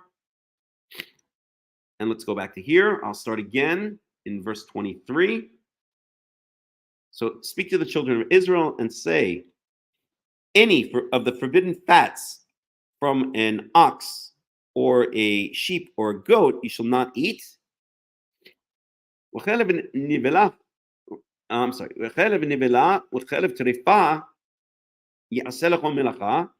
And the forbidden fats of a animal that died on its own, or the forbidden fats of an animal that was ripped to shreds, may be used for any reason. Like you could use it, I don't know, for fuel, let's say. You can use it to make soap, maybe, whatever you would do with fats, with animal fats. But you shall certainly not eat it. But eat it you shall certainly not do. Okay?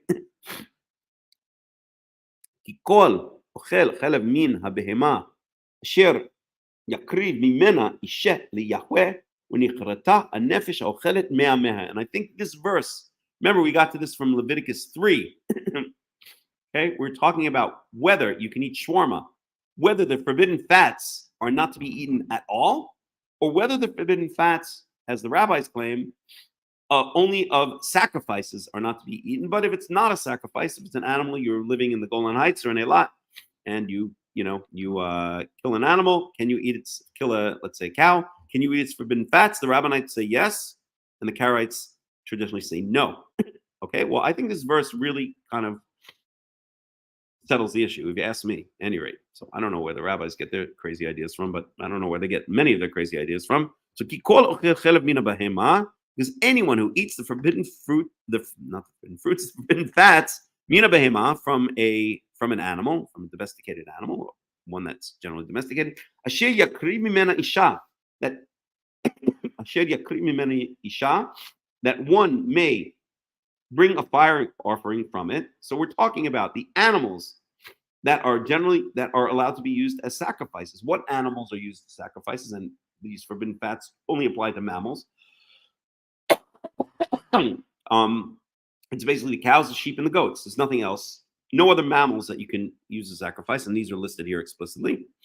Okay, we saw, where was it? Here, short keves ve'ez. Okay, ishel Yahweh. So any animal which you can use as a fire offering to Yahweh, that person who eats it shall be cut off from his people. Basically, what this is saying very clearly. Okay. And I think here it's clear that we're not talking about just animals that are actually used as a sacrifice, but animals that can be used as sacrifices. And we even see them listed here. Okay. So any type of animal that can be used as a sacrifice, if you eat the forbidden fruits from that animal, whether that actual animal is being used as a sacrifice or not, then that's Karaite. That's, you're being cut off from your people. That is considered one of the most, if not the most strict punishment or the harshest punishment in the Torah. It's basically excision from your people. And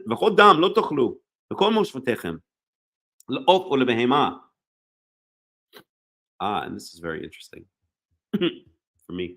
Okay, and you should not eat any blood throughout all your habitations.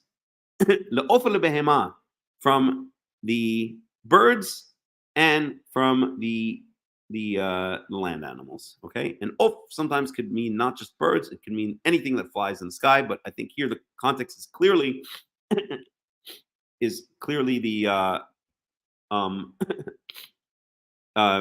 clearly birds, meaning actual birds, right? Not just anything that flies in the sky. Like we're not talking about, mosquitoes or something like that. Okay. This implies, by the way, what doesn't it mention? One group that it doesn't mention is fish. And so therefore, this implies that you actually can eat the blood of fish. Okay. I would think. And I think the reason is very simple. Despite the fact that in the secular world, there seems to be this kind of equivalence, like all animals are the same. Okay. The fact of the matter is, anyone with any common sense would see there's a hierarchy. Okay. The mammals are at a higher level or closer to us, closer to human beings than are the birds. And the birds are closer to human beings than the reptiles or the fish. Okay. So these apply to the two highest levels, which would be the mammals and the birds. Okay. And you're not allowed to eat their blood.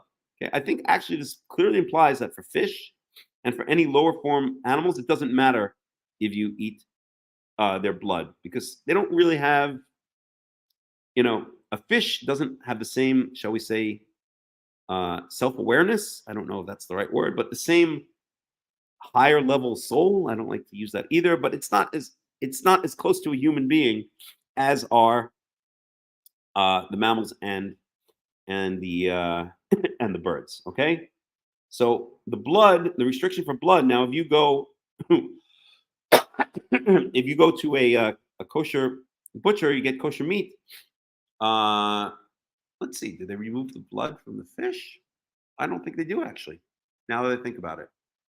So I'm thinking about when I've gone to, let's say, Shuk in Jerusalem. Yeah, they could give you just like a live fish, right? They'll just chop off its head, or it was recently caught, it's on ice.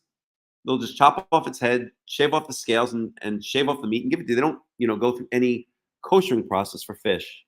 But they do, we know, for birds and for mammals. So I guess even the Rabbinites understand that to be the case. Okay.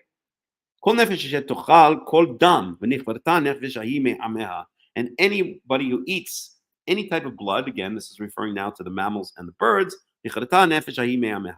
that person is cut off from his people. Okay. So we have a whole bunch of things which you're not allowed to eat. And there's no sense here that it's speaking about animals which are actually brought as sacrifices. It's speaking about animals in general. And it's saying you can't eat the forbidden fruits. I'm sorry, the forbidden food, the forbidden fats. you can't eat the blood, okay? And there's no context here of these being brought as sacrifices, okay?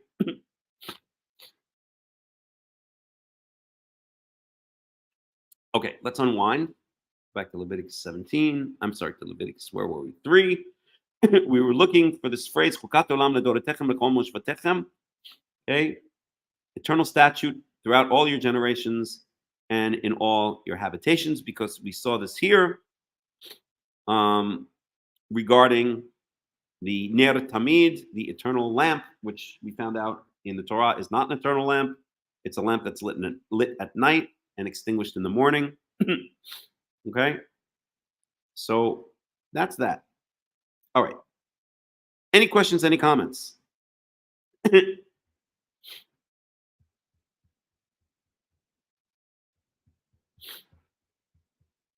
If not, then I think we will go on to Exodus 28. And we're going to talk about the priestly garments. And we'll look at pictures, because otherwise it gets really abstract and boring. Okay, so I'm going to take a break now for about 5 or 10 minutes. I'm going to plug in the computer.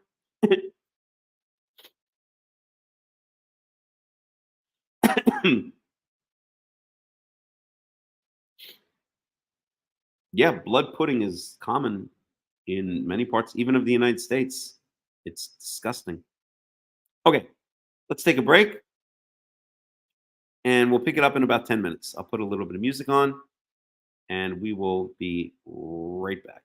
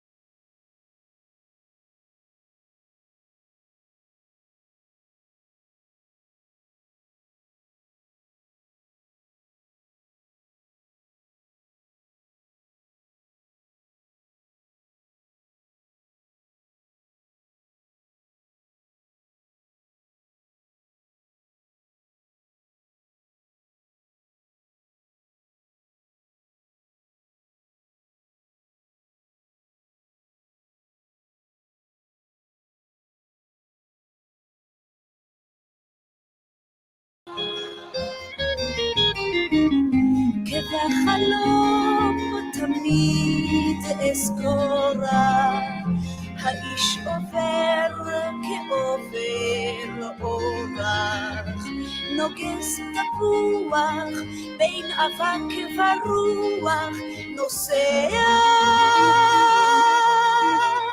על גב המשאית אל הבקעה. האגדות יפות הן, עד שפתאום עפות הן, רק אלוהים ידע לאן. אני מגדל הקמתי, בו לבדי חלמתי, נסיך שלי על סוס לבן.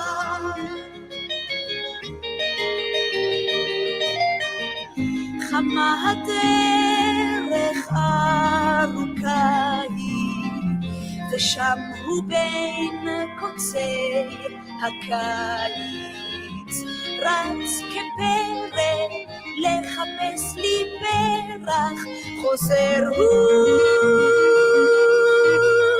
נושא קני סוף אליי מן הבקעה. האגדות יפות הן, עד שפתאום עפות הן, רק אלוהים ידע לאן. אני מגדל הקמתי, בו לבדי חלמתי, נסיך שלי על סוס לבן.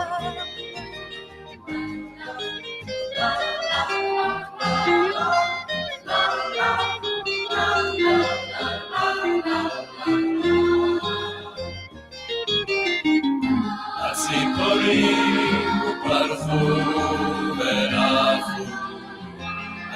ירדן מסוף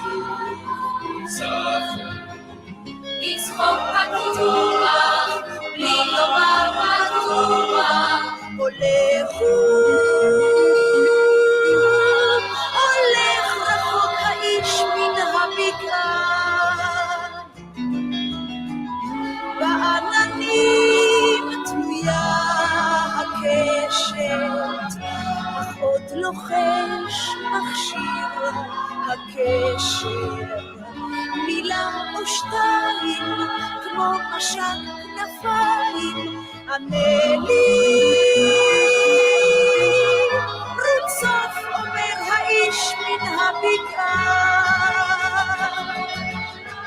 האגדות יפות הן עד שפתאום עפות הן רק אלוהים ידע לאן אני מגדל הקמתי פה לבדי חלמתי נסיך שלי על סוס לבן האגדות יפות הן עד שפתאום עפות הן רק אלוהים ידע אני מתעל הבנתי, לבדי חלמתי, נסיך שלי על סוס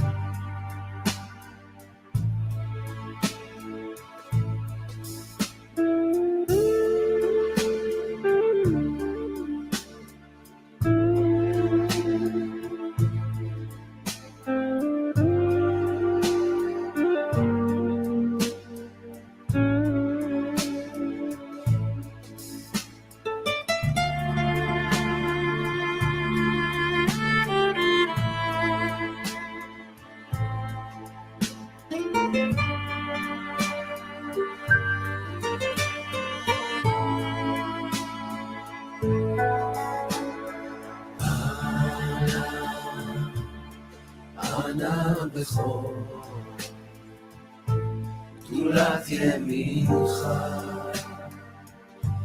תתרצה לרוח קבל רינה עמך סגדנו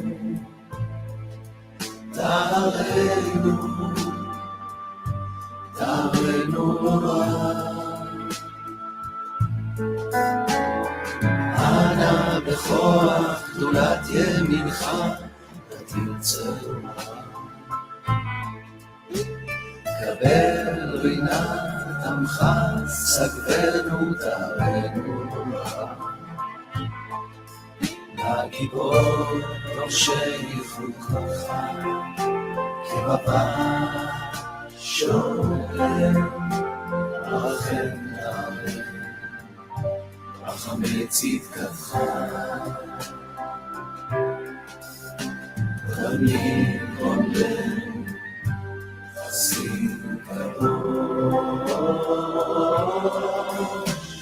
חסין קדוש ברוב תוכל נהל עליך יכין גאה למחפש זוכה קדושתך שמעתנו ושמע צעקתנו יודע תעלמו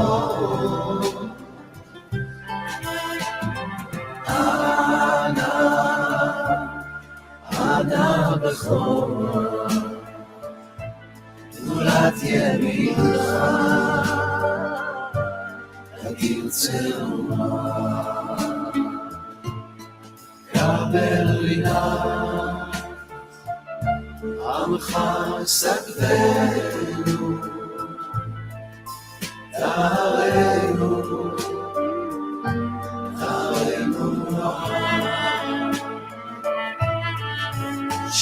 אבותינו דבר, ושמע צעקתנו יודע, תגבור.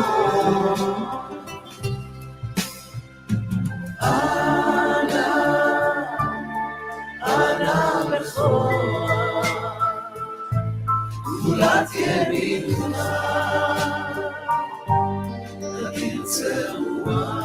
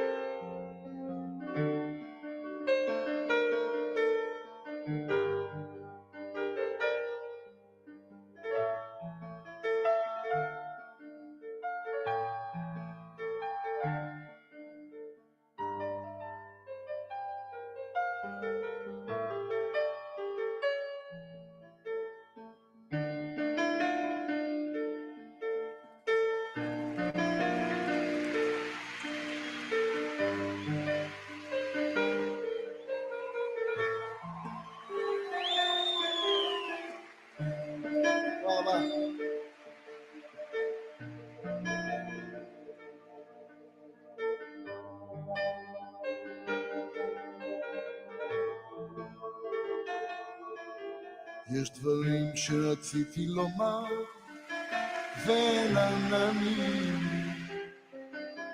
המילים שבחרתי הן הטובות מכולן,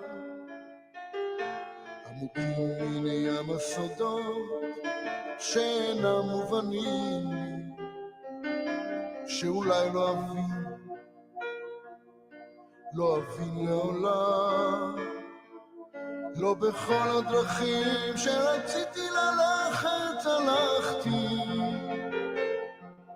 בדרכים שהלכתי טעיתי ודאי לא פעם אחת,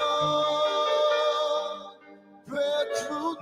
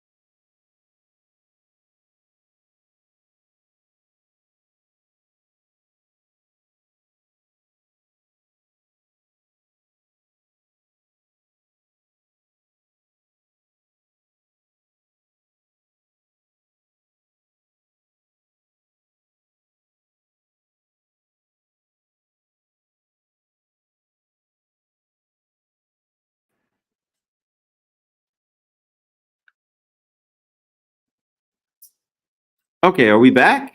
Hold on a second. Can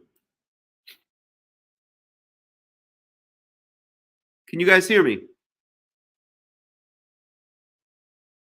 Why is this not connecting?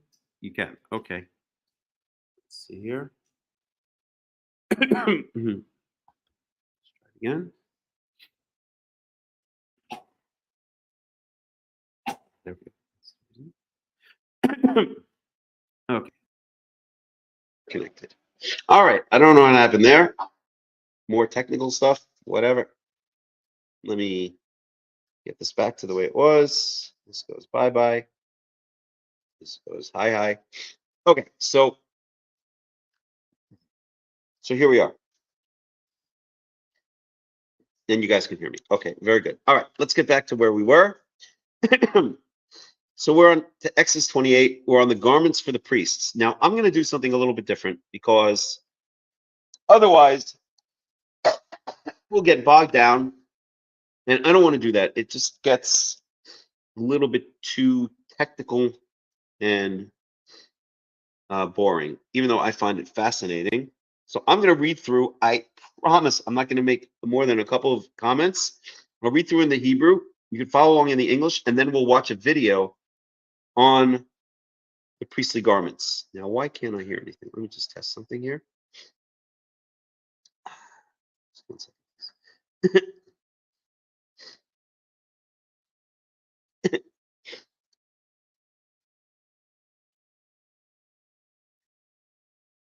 Okay, so let's do that. I'm going to read through Exodus 28.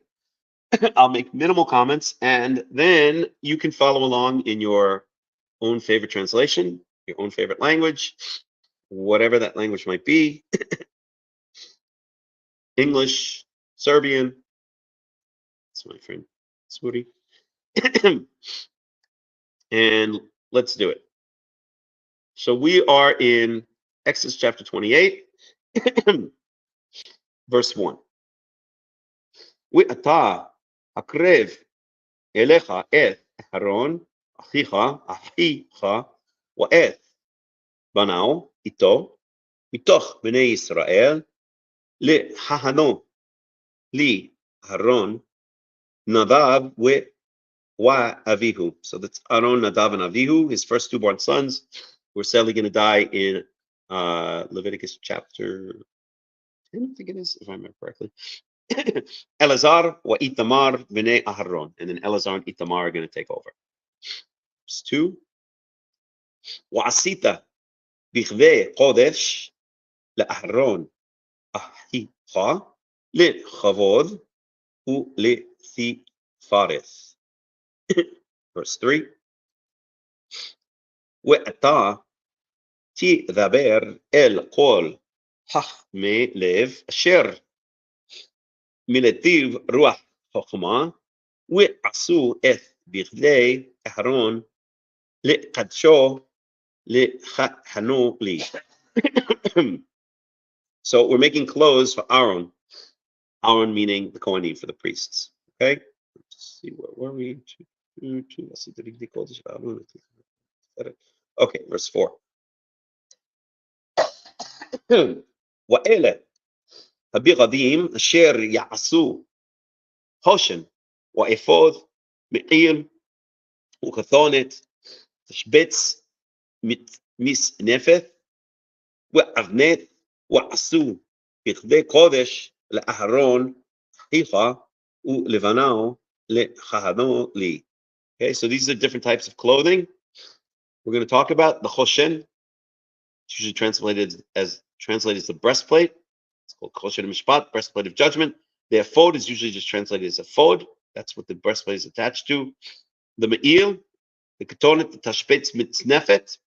The mitznefet is the headband, and the avnet is the sash they usually translate as. Okay? And we'll see those when we watch the video. Verse 5.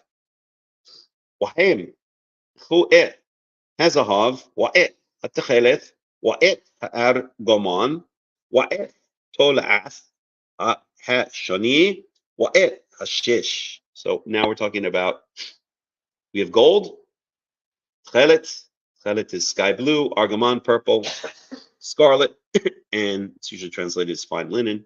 Those are all up for debate, but I'm giving the standard definitions.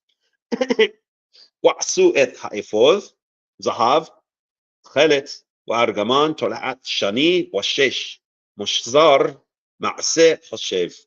Okay, so this is the ephod. It's to be made out of those substances. ושתי כתפות חוברות יאלו שני כסבותיו וחובר.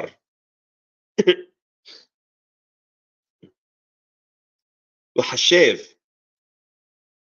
אפודתו אשר עליו כמעשהו ממנו יהיה זהב, תכלת וארגמן ותולעת שני ושש משזר.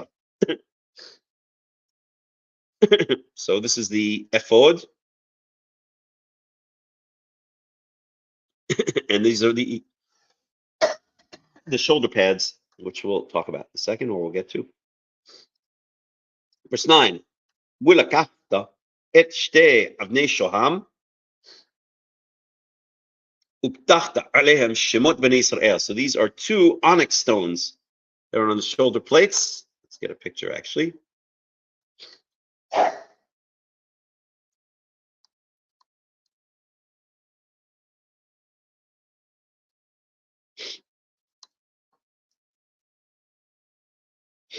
All right, that's a good one.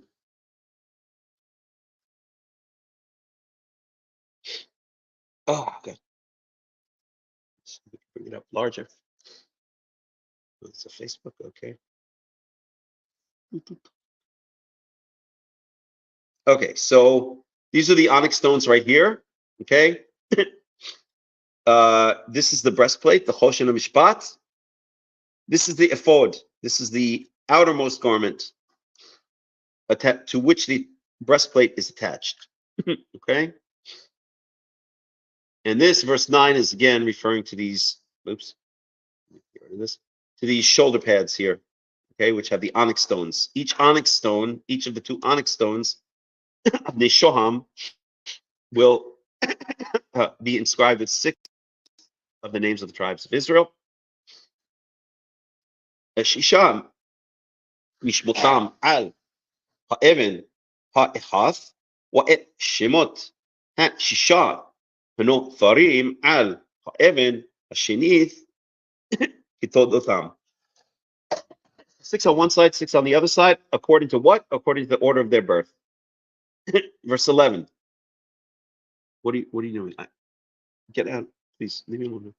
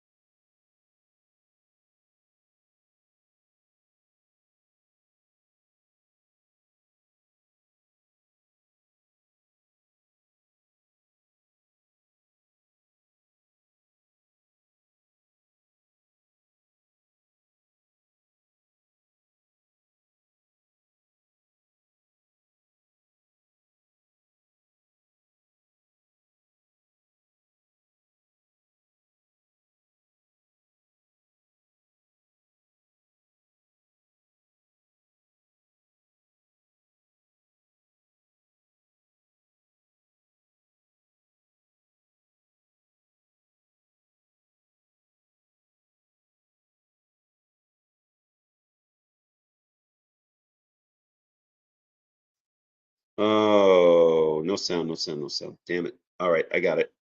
Okay. I forgot to unmute. Sorry about that. All right, I'm just going to continue where we were. Now there should be sound. Sorry about that. Thank you for letting me know, everyone. No sound, no sound. How long has it been? Oh, okay. All right. Okay, let's move ahead. I know the sound is back. I forgot to unmute. Okay, we're in verse 24. Oh, well, all that's nice. Just speaking to myself. That's okay. I do that all the time. Sometimes I just walk down the street speaking to myself, you know. That way people avoid me. Verse 24. No, I'm joking. ונתת את שתי עבותות הזהב על שתי הטבעות על קצות חושן. So here we're speaking about, so there are two rings. You can see that these two cords, these two gold cords are holding up the Choshen Mishpat, the breastplate of judgment, and that's done with two rings that are on the corners there. You can't really see it well in the picture. All right, that's verse 24. Verse 25. With שתי קצות, שתי העבותות תיתן על שתי המשפצות, ונתת על כתבות האפוד על אל מול פניו. And basically this is saying the other sides of these gold cords are going to connect to the shoulder pads, these two gold shoulder pads with the onyx in it. Oh boy. Verse 26. ועשית שתי טבעות זהב, ושמת אותם על שתי קצות החושן על שפתו אשר אל עבר האפוד ביתה, or baita. So this is speaking about ועשית שתי טבעות זהב ושמת אותם על שתי קצות החושן אשר אל עבר האפוד Beta. So this is now speaking about attaching the Choshen, this to the ephod. The ephod is that colorful garment that we see under the breastplate of judgment. Verse 27. ועשית שתי טבעות זהב ונתת אותם על שתי כתפות האפוד מלמטה ממול פניו לעומת מחברתו ממעל חשב האפוד.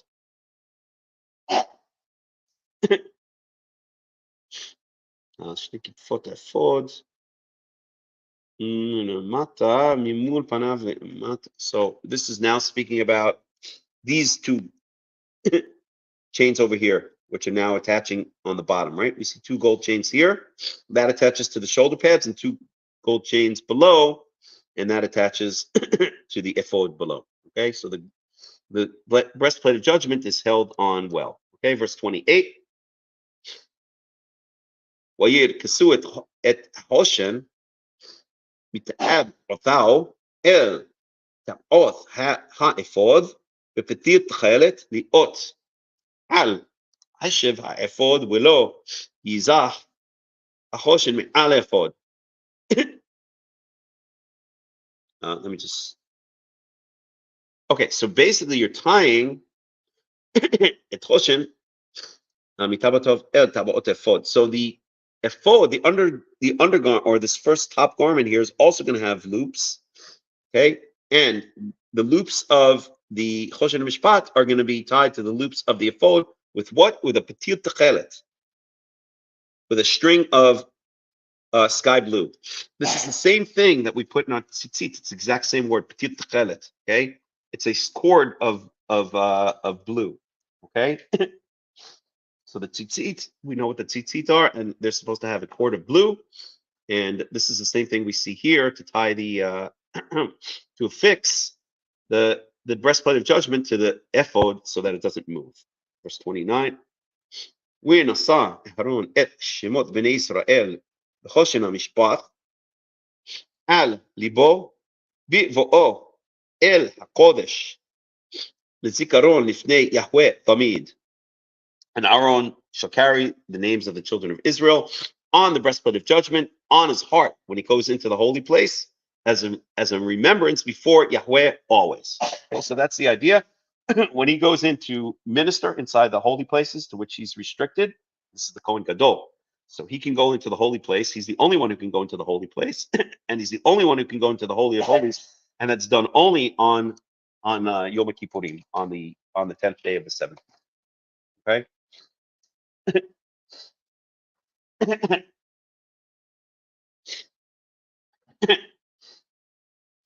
All right. Verse 30. We natato el hoshena amishpat et ha urim wa et tumim. So you shall place upon the breastplate of judgment the urim and the tumim. Nobody really knows what these are. There's a lot of speculation.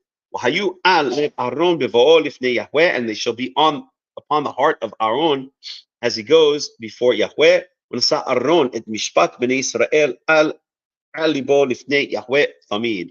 And he shall carry the judgment of the children of Israel upon his heart before Yahweh Tamid. Tamid is always. Okay. There's a lot to pick apart there, but again, I want to move ahead. I think I don't want to get bogged down. Okay. Additional priestly garments. 1 second, please. Okay. Verse 31. So this is what's called the me'il. If we look at this picture here, that's the thing that's under the ephod. So this is the choshen mishpat, the breastplate of judgment. These are the onyx stones over here, okay, the avnei shoham. Underneath this beautifully multicolored garment with all that embroidery is the ephod. That's what the breastplate of judgment is attached to. And underneath we have that blue, that tchelet garment, and that is called the me'il. Okay, and that's what we're talking. It's supposed to be clear tchelet, completely made out of blue. Okay, 32. Wahaya fi rosho b'tochol safa yeh lefiv saviv se oreg kfi tahra yelo lo yikaraya. And it's basically supposed to be stitched and hemmed around so that it doesn't rip. And that's speaking about down here. Okay, down at the bottom, it's supposed to be stitched so that it doesn't rip. To summarize, verse 33. Wa'asita al shulao rimonet tchelet wa'argaman utola'at shani al shulao saviv upa'amonei zahav tocham saviv. So out of tchelet, out of blue fabric and purple fabric and scarlet fabric, it's going to be all around that hem.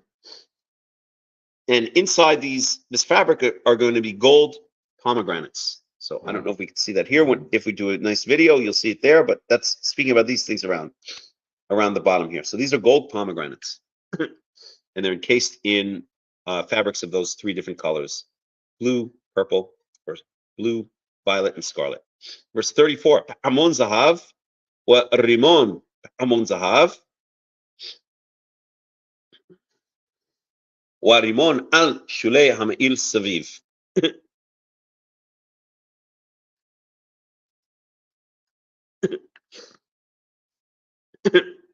Okay, so let's translate that. So bells of gold. Wa rimon pa'amei zahav. Wa rimon al shulav hameil saviv. So this means, so we have a bell of gold. And then a bell of gold shaped in the shape of a of a pomegranate. Okay, so bells of gold basically shaped in the shape of a pomegranate. Again, we're gonna watch a video afterwards to summarize all of this stuff. I just want to move through quickly. 35. Haya al haron sharet wa nishma kolo bivo'o el hakodesh lifnei Yahweh ubetzitzo velo yamut. So these pa'amon zahav, imon pa'amon zahav. So these bells, I think some of which are shaped in the forms of pomegranates, or maybe all of them. Again, I'd have to look a little bit more deeply into it. Maybe you'll see in the video. Then that the sound that these bells are going to make is when Aaron goes into the holy area, and when he goes out, V'lo yamut, he will not die. So this is somehow, these bells are making a pleasant scent to Yahweh. I'm sorry, a pleasant sound to Yahweh, or perhaps they symbolize Aaron letting Yahweh know that he's coming and going. Okay, hold on one second.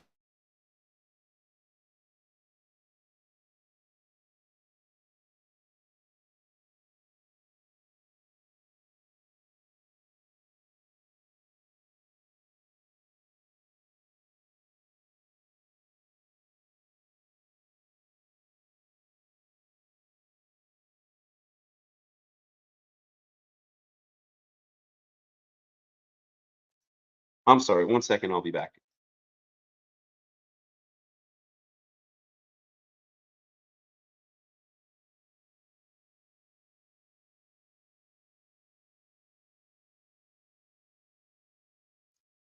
Okay, this time I remember to unmute. So somehow the ringing of these bells is gonna, the sound is gonna prevent him, or is gonna make sure that he doesn't die. Okay, again, there's a lot to pick apart here, but I want to move on. Verse 36. ועשית ציץ זהב טהור ופיתחת עליו פיתוחי חותם קודש ליהוה. So the tzitz, this is now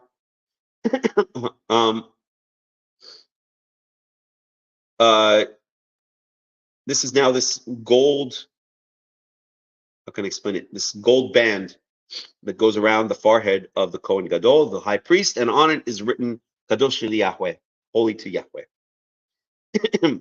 Okay. ושמת אותו על פתית תכלת, והיה על המצנפת אל מול פני המצנפת יהיה. So it's now attached to what's called the mitznefet. The mitznefet is the turban. Okay, so the tzitz is this gold band. It's attached with a string of techelet to the turban. And again, the phrase used there is petil techelet. So this petil techelet that we see usually in the tzitzit, right? We know there's supposed to be a blue thread in the tzitzit. We also see it here, and we've seen it so far in two places in the garments of the Kohen Gadol. One, they're used to attach the rings of that come from the Choshen Mishpat to the ephod, to the undergarment, and now here we see it again. It attaches the mitznefet, that gold band that says "Holy to Yahweh." It attaches it to the turban. Attaches the tzitz to the mitznefet. It attaches that gold band to the turban. Okay, verse 38. وحيا על מצח אהרון ונשא אהרון את עוון הקודשים אשר יקדישו בני ישראל לכל מתנות קודשיהם. Okay, let's pick that apart. So it will be on Aaron's forehead. What's going to be on Aaron's forehead? This is talking about that gold band that says "Holy to Yahweh." And it says literally, Aaron will bear the iniquity of the holy things that the children of Israel have sanctified. The whole matanot kadshehem, all of their holy gifts. And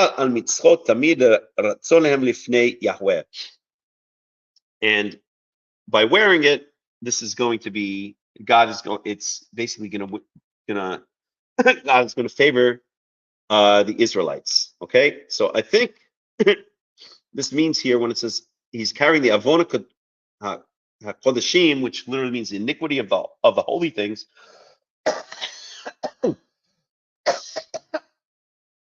That's probably referring to the idea that they may make mistakes, and in the specifics of bringing the holy things, and by Aaron wearing this tzitz, this gold band that says "Holy to Yahweh," then those mistakes will be forgiven. Or alternatively, it means that the holy things are used as atonements for iniquity. I'm not going to get into here. There are two different possibilities there. Okay. verse 39. ושיבסת הכתונת 6, ועשית מצנפת 6, ועבנית תעשה מעשה רוקם. Okay, so the ketonet, this is the final undergarment. Okay, this is what they label here as the tunic. That's the ketonet. And that's to be made shesh, that's to be made out of fine linen. Wasita mitznefet shesh, and the turban, that's this thing over here, is to be of fine linen. Wavnet ta'aseh ma'aseh rokem, and then we have the sash, and that's to be embroidered. Okay, so that has a pattern on it. You can see in this picture over here. This depiction over here. Okay, let's finish this off. Verse 40.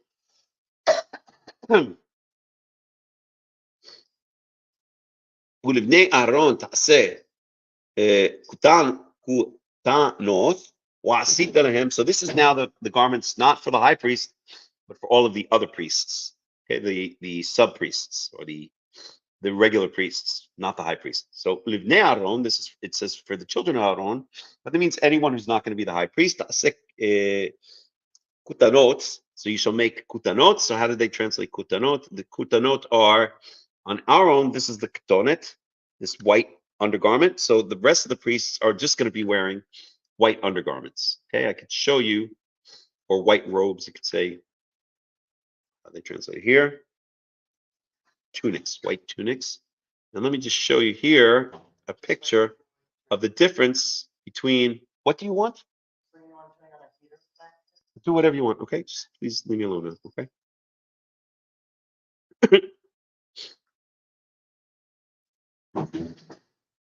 Okay, so here's a picture. And we can see all of the regular Kohanim,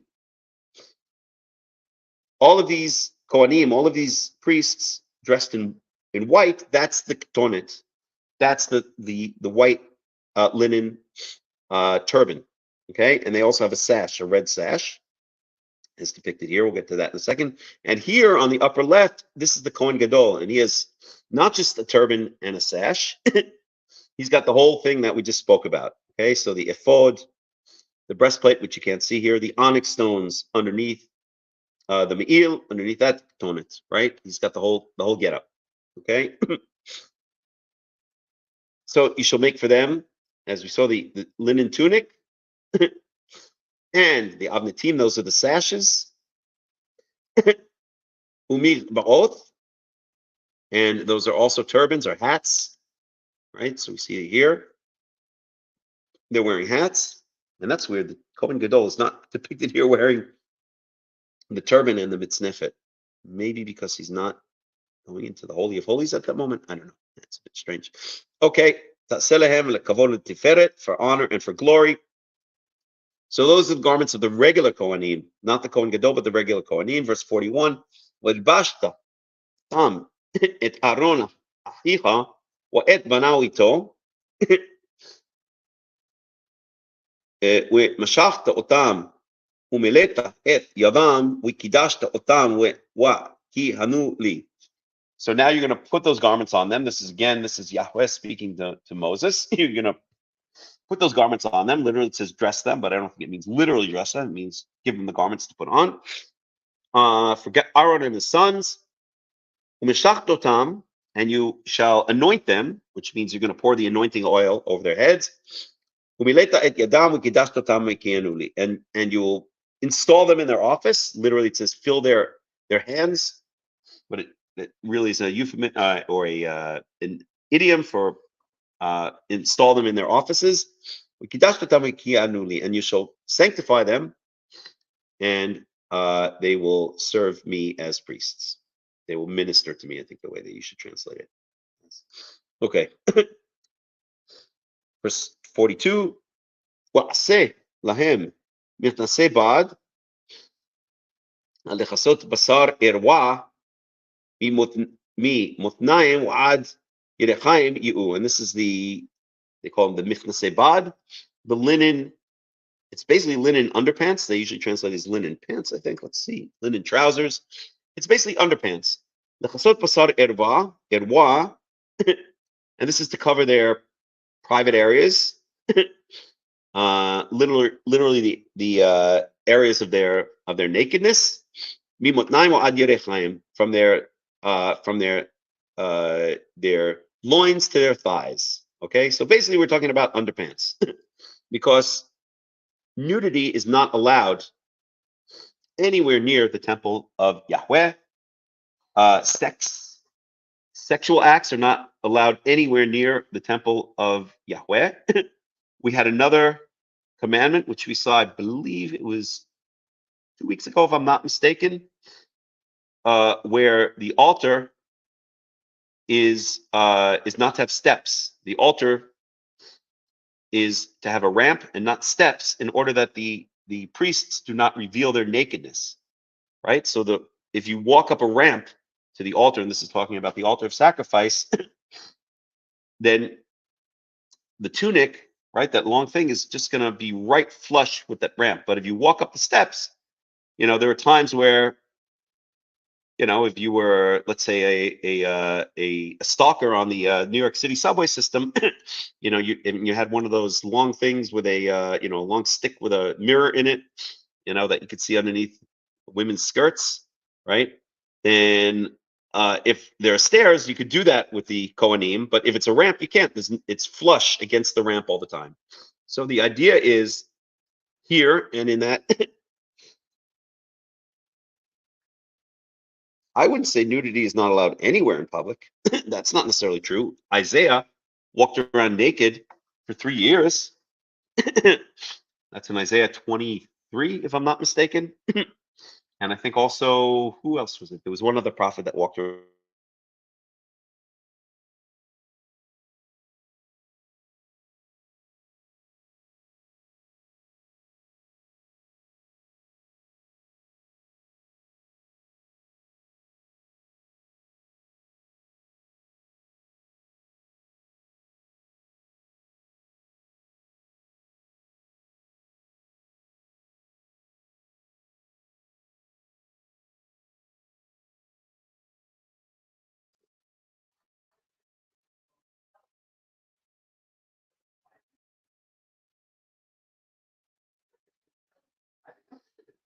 Figure things out before you start turning things on. I went over to you and I saw the window on, so you can. I saw there was only one mirror on, and I told you I was going to turn it on, and you said yes. Yeah, so I understand what happened. So I don't know, either your fault or it's some fluke. Don't blame me. You have to turn that on one. Definitely not my fault. Definitely not my fault. It would be yours to know. On one, please, now. On two, on one. I don't know what for. Yeah, leave that on one for now. Until further notice.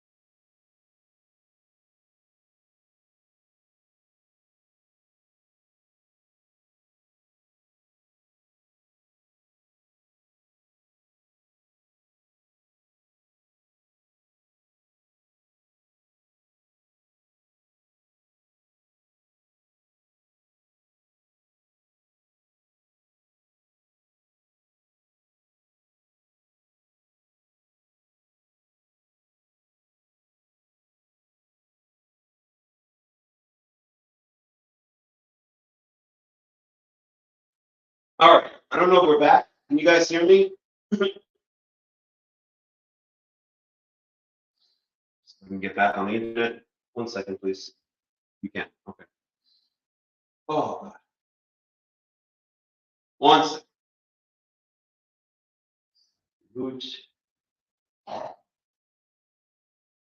Good.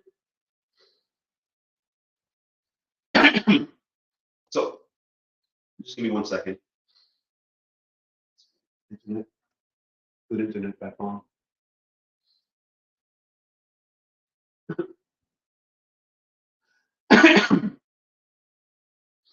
One second.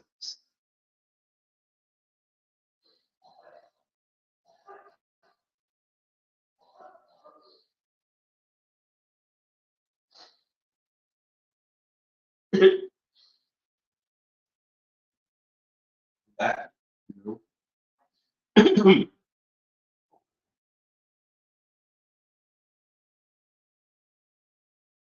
1 second.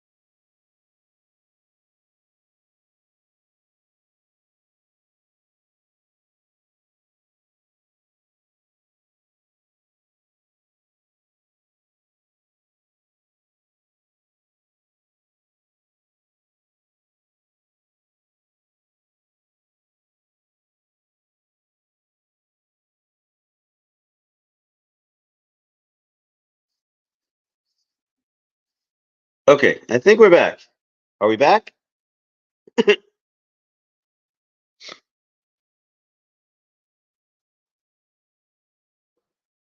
Testing 1, 2, 3.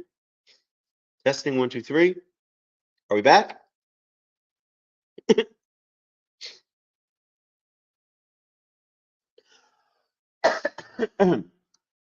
Okay, good. All right.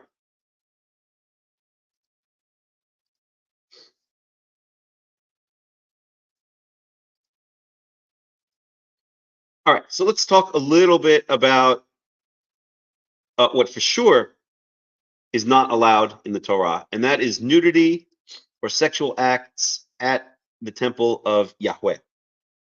That for sure.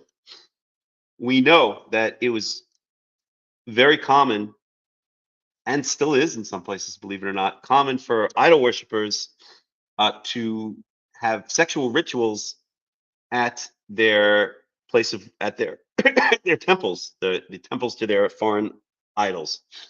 Okay. We even know that the Torah mentions the idea of a kadesh and a kadesha, a male and female, what are often translated as sacred prostitutes. These are in other cultures prostitutes that are connected to the temple of some foreign god, of some idol, and they perform sex acts with either the visitors or with each other. There are all kinds of varieties. They perform sex acts at the temple as a form of worship to their idols. So anything like this is completely forbidden at the temple of Yahweh. No nudity, no sex acts. And this is clearly, to say that we are 100% distinct from the other idol worshiping nations. Okay. Regarding nudity in general, or sex in general, the Torah is not anti-sex at all. Solomon had how many wives? David had how many wives? Sex is related to, as long as it doesn't become deviant sex, such as sex with animals, anal sex between men. By the way, lesbianism, Yoshi Ben, I do not think is forbidden by the Torah, believe it or not. And things such as having sex with a woman during her menstrual period, which is actually considered as bad as some of the other things I just mentioned, if not worse. Having sex with a woman during her menstrual period is up there, believe it or not, with murder and idol worship. So not only no porn in the tabernacle, no sexual acts at all, and no nudity in the tabernacle. There's a time and a place for sex. It's not at the temple. It's back in your house with your wife or your concubine, okay? But it's not at the temple. That's the idea. The Torah is not making a blanket statement against sex in any way, shape, or form. The Torah is not anti-sex. Peru, be fruitful and multiply. And even when one can't be fruitful and multiply, then the Torah is not making any kind of polemic against sex. Let's say your wife is barren, or let's say your wife is past menopause. Does that mean that you're not allowed to have sex with her? No. Sex is considered a means of connection, a means of two people connecting, a means of pleasure in the Torah. There's nothing anti-sex about the Torah, but there's a time and there's a time and a place for it. And the time and the place is not like the other idol worshiping nations at the temple of Yahweh. Okay, and that's why not only is all sexual acts forbidden at the temple, obviously, but even any implication of any kind of nudity, no part of the bare body, at least of the Kohanim, can be exposed, because the worship of Yahweh is not the time, right? Just like you wouldn't have sex if you went to visit your parents. You're not going to have sex with your wife on the Thanksgiving table while your parents are serving the turkey, right? It doesn't mean sex is bad. It means there's a time and a place for sex, and there's a time and a place not for sex. Okay? Torah is not an ascetic religion in the least. Okay? In the least. It is the line that the Torah always draws between pleasure, or between permitted acts and non-permitted acts within the realm of pleasure, quote unquote pleasure. Are they deviant? Are they sick? Or are they not? Okay? So bestiality is forbidden. You know the whole rundown, right? So I don't have to tell you the whole rundown. You know it already. Okay? And we did see, as I mentioned, Isaiah did walk around 3 years naked. I think it's Isaiah 23, if my memory serves me correctly. We can look at that. It's Isaiah 21. Now, it was as a punishment, or not as a punishment, it was as commanded by God. It's Isaiah 21. Let's go to the English.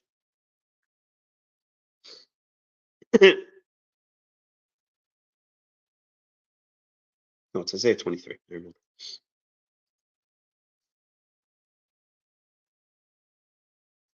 It's higher. What sheesh? These are the prophecies.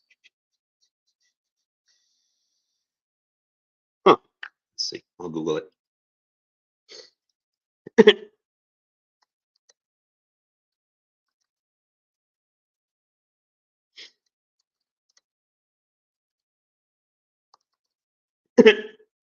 Isaiah 20.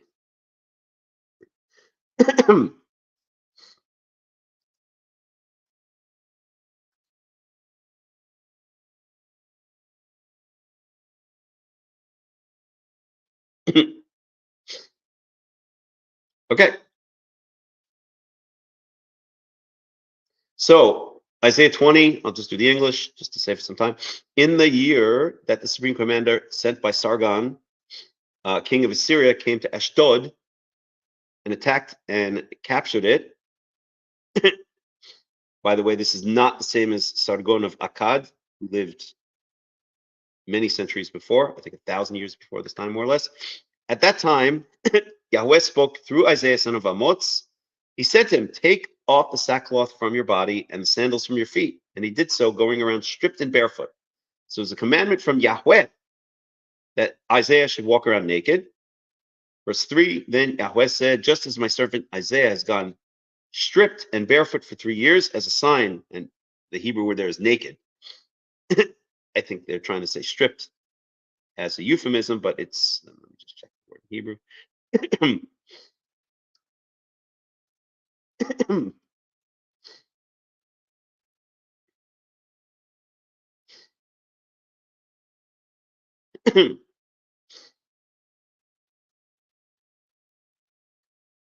Yep, the Hebrew word is arom, which means naked. Yachef means barefoot. Basically, the guy was, I guess maybe he thought he was at a rabbinical mikveh or something like that. I don't know. At any rate, so yes, it's barefoot, naked and barefoot. As a sign and a portent against Egypt and Cush, so the king of Assyria will lead away stripped and barefoot the Egyptian captives and the Cushite exiles, young and old, with buttocks bare, to Egypt's shame. Okay, so there we go. So I'm not saying that the Torah is saying we could walk around naked everywhere, right? I mean, a little common sense. Like in San Francisco, I know they were complaining that they had passed a law or canceled a law that prohibited nudity, and then parents were sitting there with their children, like on the way to elementary school, and then some guy just comes in naked, and some like 55, 60-year-old guy comes in naked, sits down right across him with his, his balls just hanging down below the seat. I mean, you don't want to see that when you're going, taking your kid to elementary school. Obviously, a little bit of common sense, but but there's nothing per se within common sense context of nudity per se. So I would say, for instance, let's say there's, as there are in Israel, all male beaches. Okay, where women, the ultra-Orthodox, they set up all male beaches. There's no problem, in my opinion, for people to be naked there, because there's no, there are no women there, so you're not embarrassing the women. The women themselves are not naked. It's, it's skinny dipping, basically. So obviously within context, but there's nothing per se against nudity. There's just a time and a place for it. Just like there's nothing per se in the Torah against sex. There's just a time and a place for it.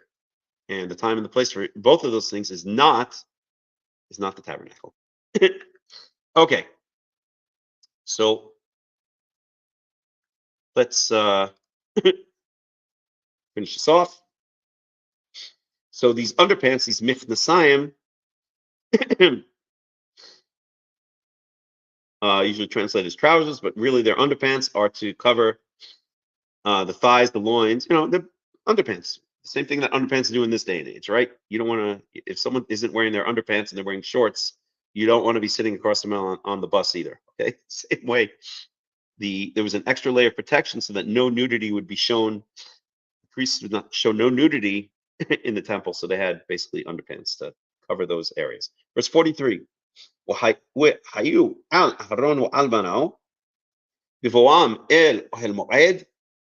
So they're going to be, so these underpants are going to be on Aaron and on his sons, meaning all of the Kohanim, as they're coming into the tent of meeting, or Migishtom el hamizbeach, or when they approach the altar, the sacrificial altar, which is outside the tent of meeting. So if they go into the tent of meeting, or they approach the sacrificial altar, which is out in the courtyard, okay, to the I have to figure it out in my head now. Blah blah blah. So that's facing west. So to the east of the tent of meeting, l'sharet b'kodesh. So to serve in the holy places, lo yisu awon. So they should not bear any iniquity, wametu, and die. Okay, so this is the same thing, or this is the same phrase. I'll talk about that in a second, actually. So by wearing these underpants, they're not going to carry any iniquity with them and therefore die. So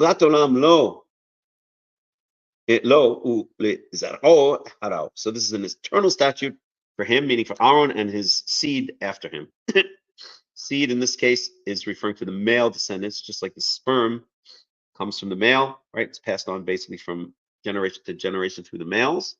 So this is what this means in this case. Sometimes the word zera, by extension, means all of the descendants, but its basic meaning is the male descendants. And I had a Karaite friend, many years ago, who wrote a book explaining this and talking extensively about patrilineal descent, called Covenant Seed, I think was the name of the book. And it was very extensively researched. Okay. So, Aaron, by wearing these underpants, will not carry his iniquity, will not bear his iniquity with him when he goes into the holy areas. And we saw the same phrase before. Let me just find it, about bearing the iniquity.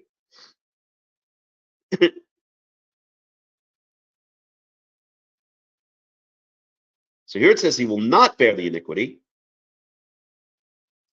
will not bear iniquity up above by wearing that tzitz, by wearing this band, this gold band, which is holy to Yahweh, Kodesh LiYahweh.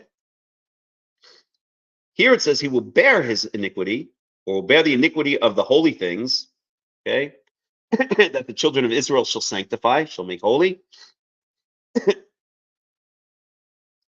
I'll skip ahead a little bit. And it shall be on his forehead always as a petition of favor for them before Yahweh. So here he's not going to bear his iniquity by wearing the underpants. Here he's bearing the iniquity of the holy gifts of the children of Israel. So in a sense, that band, okay, so again, the way I interpret it is that this band, by saying Kodesh LiYahweh, again, it's speaking specifically about the tzitz, right? Yes. By wearing this band, he is essentially allowing Yahweh to forgive the iniquities of the children of Israel in the mistakes they might have made when they were bringing the various sacrifices, when they were bringing the various holy gifts to Yahweh. There he's bearing the iniquity, so this tzitz allows them to bear the iniquity of the children of Israel, meaning attain forgiveness for their indiscretions, their inadvertent or maybe advertent indiscretions with regard to the holy items. And by wearing the underpants, he will not bear iniquity. He will not bear his own iniquity by exposing his nakedness or his nudity when he goes into the holy areas, or when he approaches the altar of sacrifice. Okay, so that's that. That's the end of chapter 28. We have chapter 29, and we have the actual consecration of the priests. But I did promise that we'll watch a video. So let me find a video. I know there are a couple good ones out there. I'll do a search. And hopefully the sound will be correct this time. Sex on credit. What man in this day and age could get sex on credit and be able to inquire of Rustin? He owed money. Oh, you'd be surprised, Desiree. There are all types out there. I think now the prostitutes are taking PayPal and debit cards. All right. So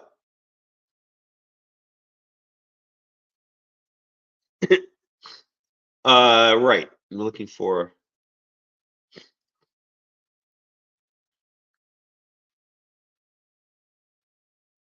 priestly garments.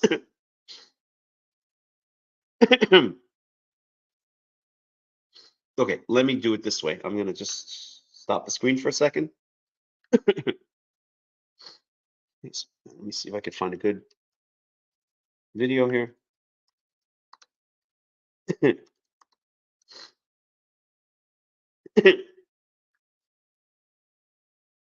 Okay. See this one looks okay. Okay, good. Okay, I found one. This may contain Christian content. I don't know. If it does, don't blame me. I mean, blame me, but it's not on purpose. Believe me. It may start. If it starts talking about the J guy, we'll turn it off, or I'll put up a disclaimer. Okay. I think we saw this one in the past, but let me see if I can present it here.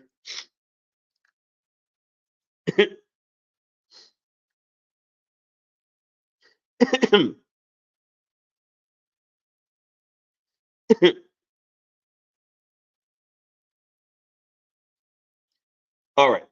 See if we can do this. And take thou unto thee Aaron thy brother and his sons with him from among the children of Israel, that he may minister unto me in the priest's office. And thou shalt make holy garments for Aaron thy brother for glory and for beauty. And these are the garments which they shall make: a breastplate and an ephod and a robe and a broidered coat, a mitre and a girdle. And they shall make holy garments for Aaron thy brother and his sons, that he may minister unto me in the priest's office. And they shall make the ephod of gold, of blue, and of purple, of scarlet, and fine twined linen with cunning work. It shall have the two shoulder pieces thereof joined at the two edges thereof, and so it shall be joined together. And the curious girdle of the ephod which is upon it shall be of the same, according to the work thereof. So let me just point very briefly. This person is now reading through Exodus 28. Okay. In other words, not this chapter, the previous chapter. Okay, the one we just finished reading. Okay, so if you want to follow along in your English translation, I'll start the video again from the beginning, and he's reading word for word from Exodus chapter 28. Okay, so let's do it again. And take thou unto thee Aaron thy brother and his sons with him from among the children of Israel, that he may minister unto me in the priest's office. And thou shalt make holy garments for Aaron thy brother for glory and for beauty. And these are the garments which they shall make: a breastplate and an ephod and a robe and a broidered coat, a mitre and a girdle. And they shall make holy garments for Aaron thy brother and his sons, that he may minister unto me in the priest's office. And they shall make the ephod of gold, of blue, and of purple, of scarlet, and fine twined linen with cunning work. It shall have the two shoulder pieces thereof joined at the two edges thereof, and so it shall be joined together. And the curious girdle of the ephod which is upon it shall be of the same, according to the work thereof, even of gold, of blue, and purple, and scarlet, and fine twined linen. And thou shalt take 2 onyx stones, and grave on them the names of the children of Israel, 6 of their names on one stone, and the other 6 names of the rest on the other stone, according to their birth. With the work of an engraver in stone, like the engravings of a signet, shalt thou engrave the 2 stones with the names of the children of Israel. Thou shalt make them to be set in ouches of gold. And thou shalt put the 2 stones upon the shoulders of the ephod for stones of memorial unto the children of Israel. And Aaron shall bear their names before the Lord upon his 2 shoulders for a memorial. And thou shalt make ouches of gold, and 2 chains of pure gold at the ends. Of wreathen work shalt thou make them, and fasten the wreathen chains to the ouches. And thou shalt make the breastplate of judgment with cunning work. After the work of the ephod thou shalt make it. Of gold, of blue, and of purple, and of scarlet, and of fine twined linen shalt thou make it. 4 it shall be, being doubled. A span shall be the length thereof, and a span shall be the breadth thereof. And thou shalt set in it settings of stones, even 4 rows of stones. The first row shall be a sardius, a topaz, and a carbuncle. This shall be the first row. And the second row shall be an emerald, a sapphire, and a diamond. And the third row a ligure, an agate, and an amethyst. And the 4th row a beryl, and an onyx, and a jasper. They shall be set in gold in their enclosings. And the stones shall be with the names of the children of Israel, 12 according to their names, like the engravings of a signet. Every one with his name shall they be according to the 12 tribes. And thou shalt make upon the breastplate chains at the ends of wreathen work of pure gold. And thou shalt make upon the breastplate 2 rings of gold, and shalt put the 2 rings on the 2 ends of the breastplate. And thou shalt put the 2 wreathen chains of gold in the 2 rings which are on the ends of the breastplate. And the other 2 ends of the 2 wreathen chains thou shalt fasten in the 2 ouches, and put them on the shoulder pieces of the ephod before it. And thou shalt make 2 rings of gold, and thou shalt put them upon the 2 ends of the breastplate in the border thereof, which is in the side of the ephod inward. And 2 other rings of gold thou shalt make, and shalt put them on the 2 sides of the ephod underneath, toward the forepart thereof, over against the other coupling thereof, above the curious girdle of the ephod.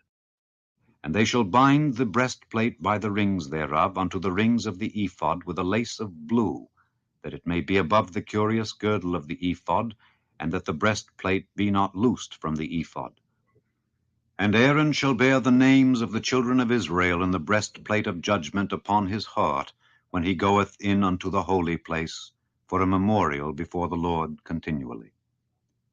And thou shalt put in the breastplate of judgment the Urim and the Thummim, and they shall be upon Aaron's heart when he goeth in before the Lord. And Aaron shall bear the judgment of the children of Israel upon his heart before the Lord continually. And thou shalt make the robe of the ephod all of blue, and there shall be an hole in the top of it in the midst thereof. It shall have a binding of woven work round about the whole of it, as it were the hole of an habergeon, that it be not rent. And beneath upon the hem of it thou shalt make pomegranates of blue, and of purple, and of scarlet round about the hem thereof, and bells of gold between them round about, a golden bell and a pomegranate, a golden bell and a pomegranate upon the hem of the robe round about.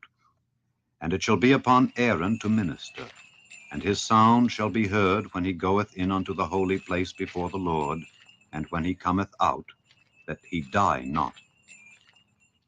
And thou shalt make a plate of pure gold, and grave upon it, like the engravings of a signet, Holiness to the Lord.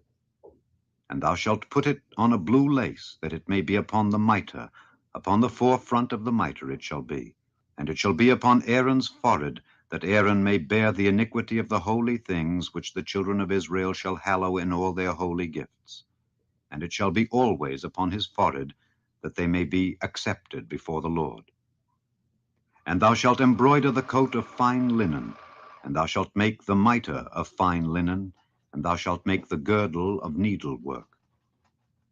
And for Aaron's sons thou shalt make coats, and thou shalt make for them girdles, and bonnets shalt thou make for them, for glory and for beauty.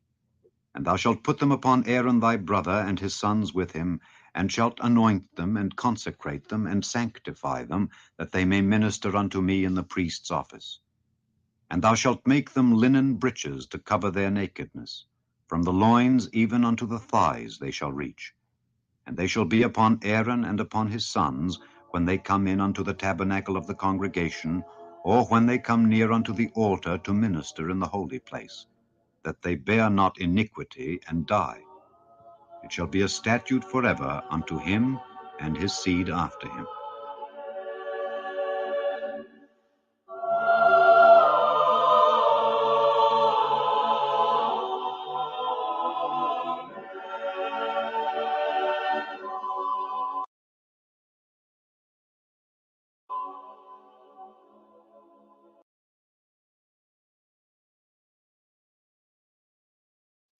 So we definitely don't want to be doing the Jesus Christ, the great high priest thingy. But the Tabernacle of Moses, let's see if I can bring that one up from the same channel. Okay.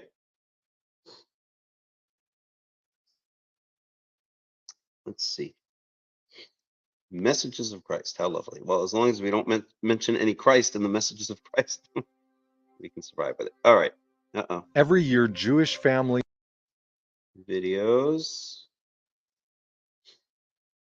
Let's see if we can find it. Tabernacle of Moses. That must be it. Second. Here, 3D Tabernacle of Moses.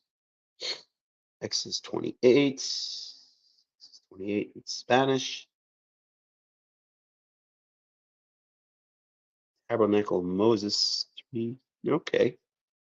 Let's try this one.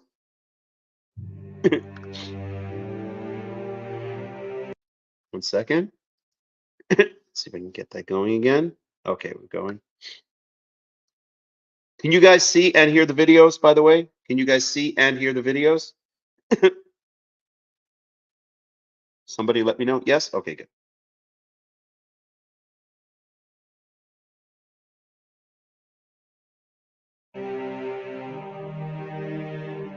Moreover, thou shalt make the tabernacle with 10 curtains of fine twined linen, and blue, and purple, and scarlet, with cherubims of cunning work shalt thou make them. The length of one curtain shall be 8 and 20 cubits, and the breadth of one curtain 4 cubits, and every one of the curtains shall have one measure. The 5 curtains shall be coupled together one to another, and other 5 curtains shall be coupled one to another. And thou shalt make loops of blue upon the edge of the one curtain, from the selvage in the coupling. And likewise shalt thou make in the uttermost edge of another curtain, in the coupling of the second. 50 loops shalt thou make in the one curtain, and 50 loops shalt thou make in the edge of the curtain that is in the coupling of the second, that the loops may take hold one of another. And thou shalt make 50 taches of gold, and couple the curtains together with the taches, and it shall be one tabernacle. And thou shalt make curtains of goat's hair, to be a covering upon the tabernacle. 11 curtains shalt thou make. The length of one curtain shall be 30 cubits, and the breadth of one curtain 4 cubits. And the 11 curtains shall be all of one measure. And thou shalt couple 5 curtains by themselves, and 6 curtains by themselves, and shalt double the 6th curtain in the forefront of the tabernacle. And thou shalt make 50 loops on the edge of the one curtain that is outmost in the coupling, and 50 loops in the edge of the curtain which coupleth the second. And thou shalt make 50 taches of brass, and put the taches into the loops, and couple the tent together, that it may be one. And the remnant that remaineth of the curtains of the tent, the half curtain that remaineth, shall hang over the backside of the tabernacle. And a cubit on the one side, and a cubit on the other side of that which remaineth in the length of the curtains of the tent. It shall hang over the sides of the tabernacle on this side and on that side, to cover it. And thou shalt make a covering for the tent of ram skins dyed red, and a covering above of badgers' skins. And thou shalt make boards for the tabernacle of shittim wood, standing up. 10 cubits shall be the length of a board, and a cubit and a half shall be the breadth of one board. 2 tenons shall there be in one board, set in order one against another. Thus shalt thou make for all the boards of the tabernacle. And thou shalt make the boards for the tabernacle, 20 boards on the south side southward. And thou shalt make 40 sockets of silver under the 20 boards, 2 sockets under one board for his 2 tenons, and 2 sockets under another board for his 2 tenons. And for the second side of the tabernacle on the north side there shall be 20 boards, and there 40 sockets of silver, 2 sockets under one board, and 2 sockets under another board. And for the sides of the tabernacle westward thou shalt make 6 boards, and 2 boards shalt thou make for the corners of the tabernacle in the 2 sides. And they shall be coupled together beneath, and they shall be coupled together above the head of it unto one ring. Thus shall it be for them both. They shall be for the 2 corners.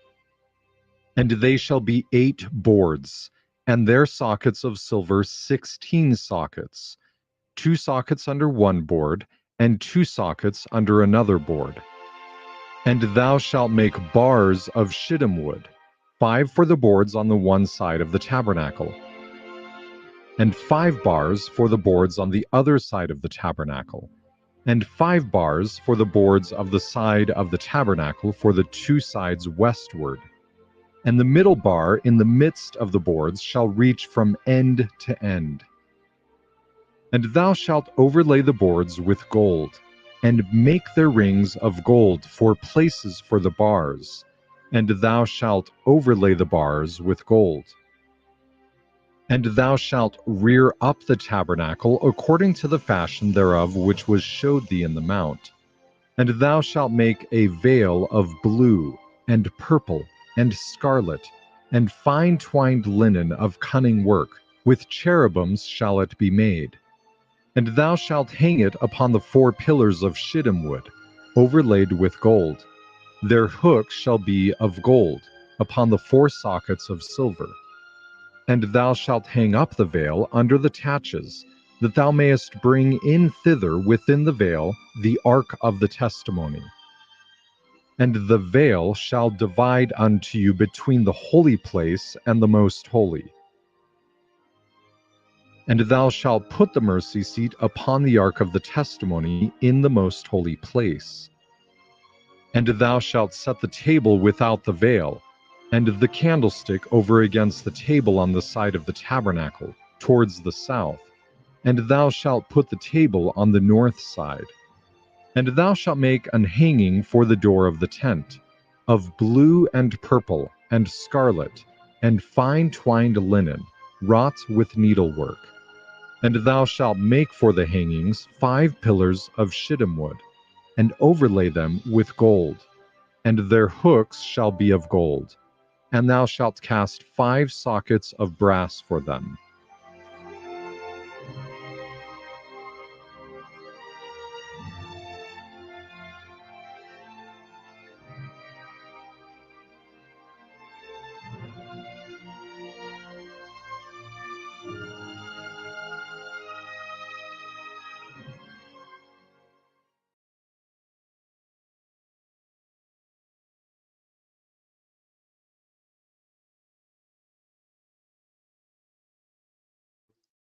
Okay, everyone. So I think with that, we're going to end for today. Okay, we've been going at it for about 3 hours and 15 minutes. It's getting late. So I think I'm going to end it for today. Any final comments or questions before we end it? Anybody?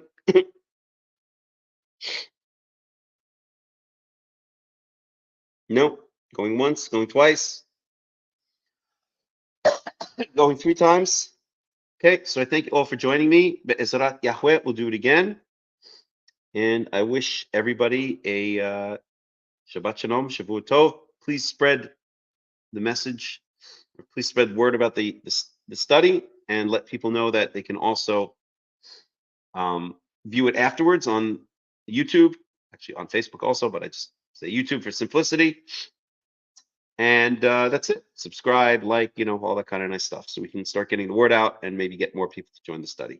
So that being said, I thank you all for joining me. We'll go out with some music as usual, and I wish you all a Shabbat Shalom and a Shavuot Tov.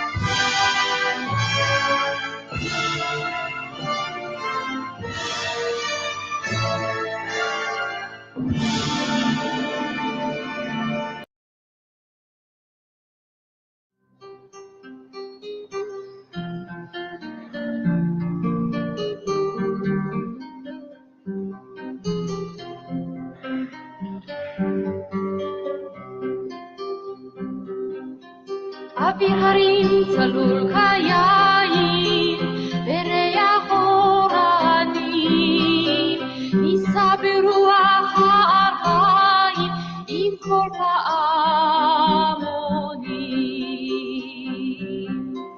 ובתרדמת אילן ואבן, שבויה בחלומה, העיר אשר בדד יושבת, ובליבה חומה.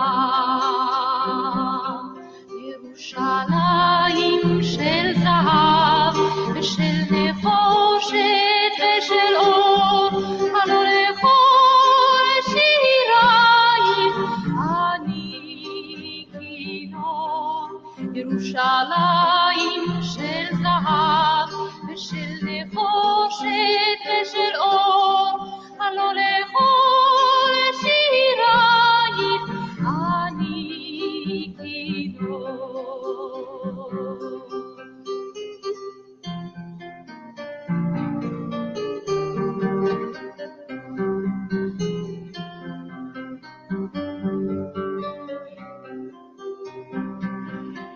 איכה יבשו בורות המים, כיכר השוק ריקה, ואין מוקדת הר הבית בעיר העתיקה. ובמערות אשר בסלע והלילות תרופות, ואין יורד אל ים המלח בדרך יריחו. ירושלים של זהב ושל נחושת ושל אור, הלא לכל שירייך אני כינור. ירושלים של זהב ושל נחושת ושל אור, הלא לכל שירייך אני כינור.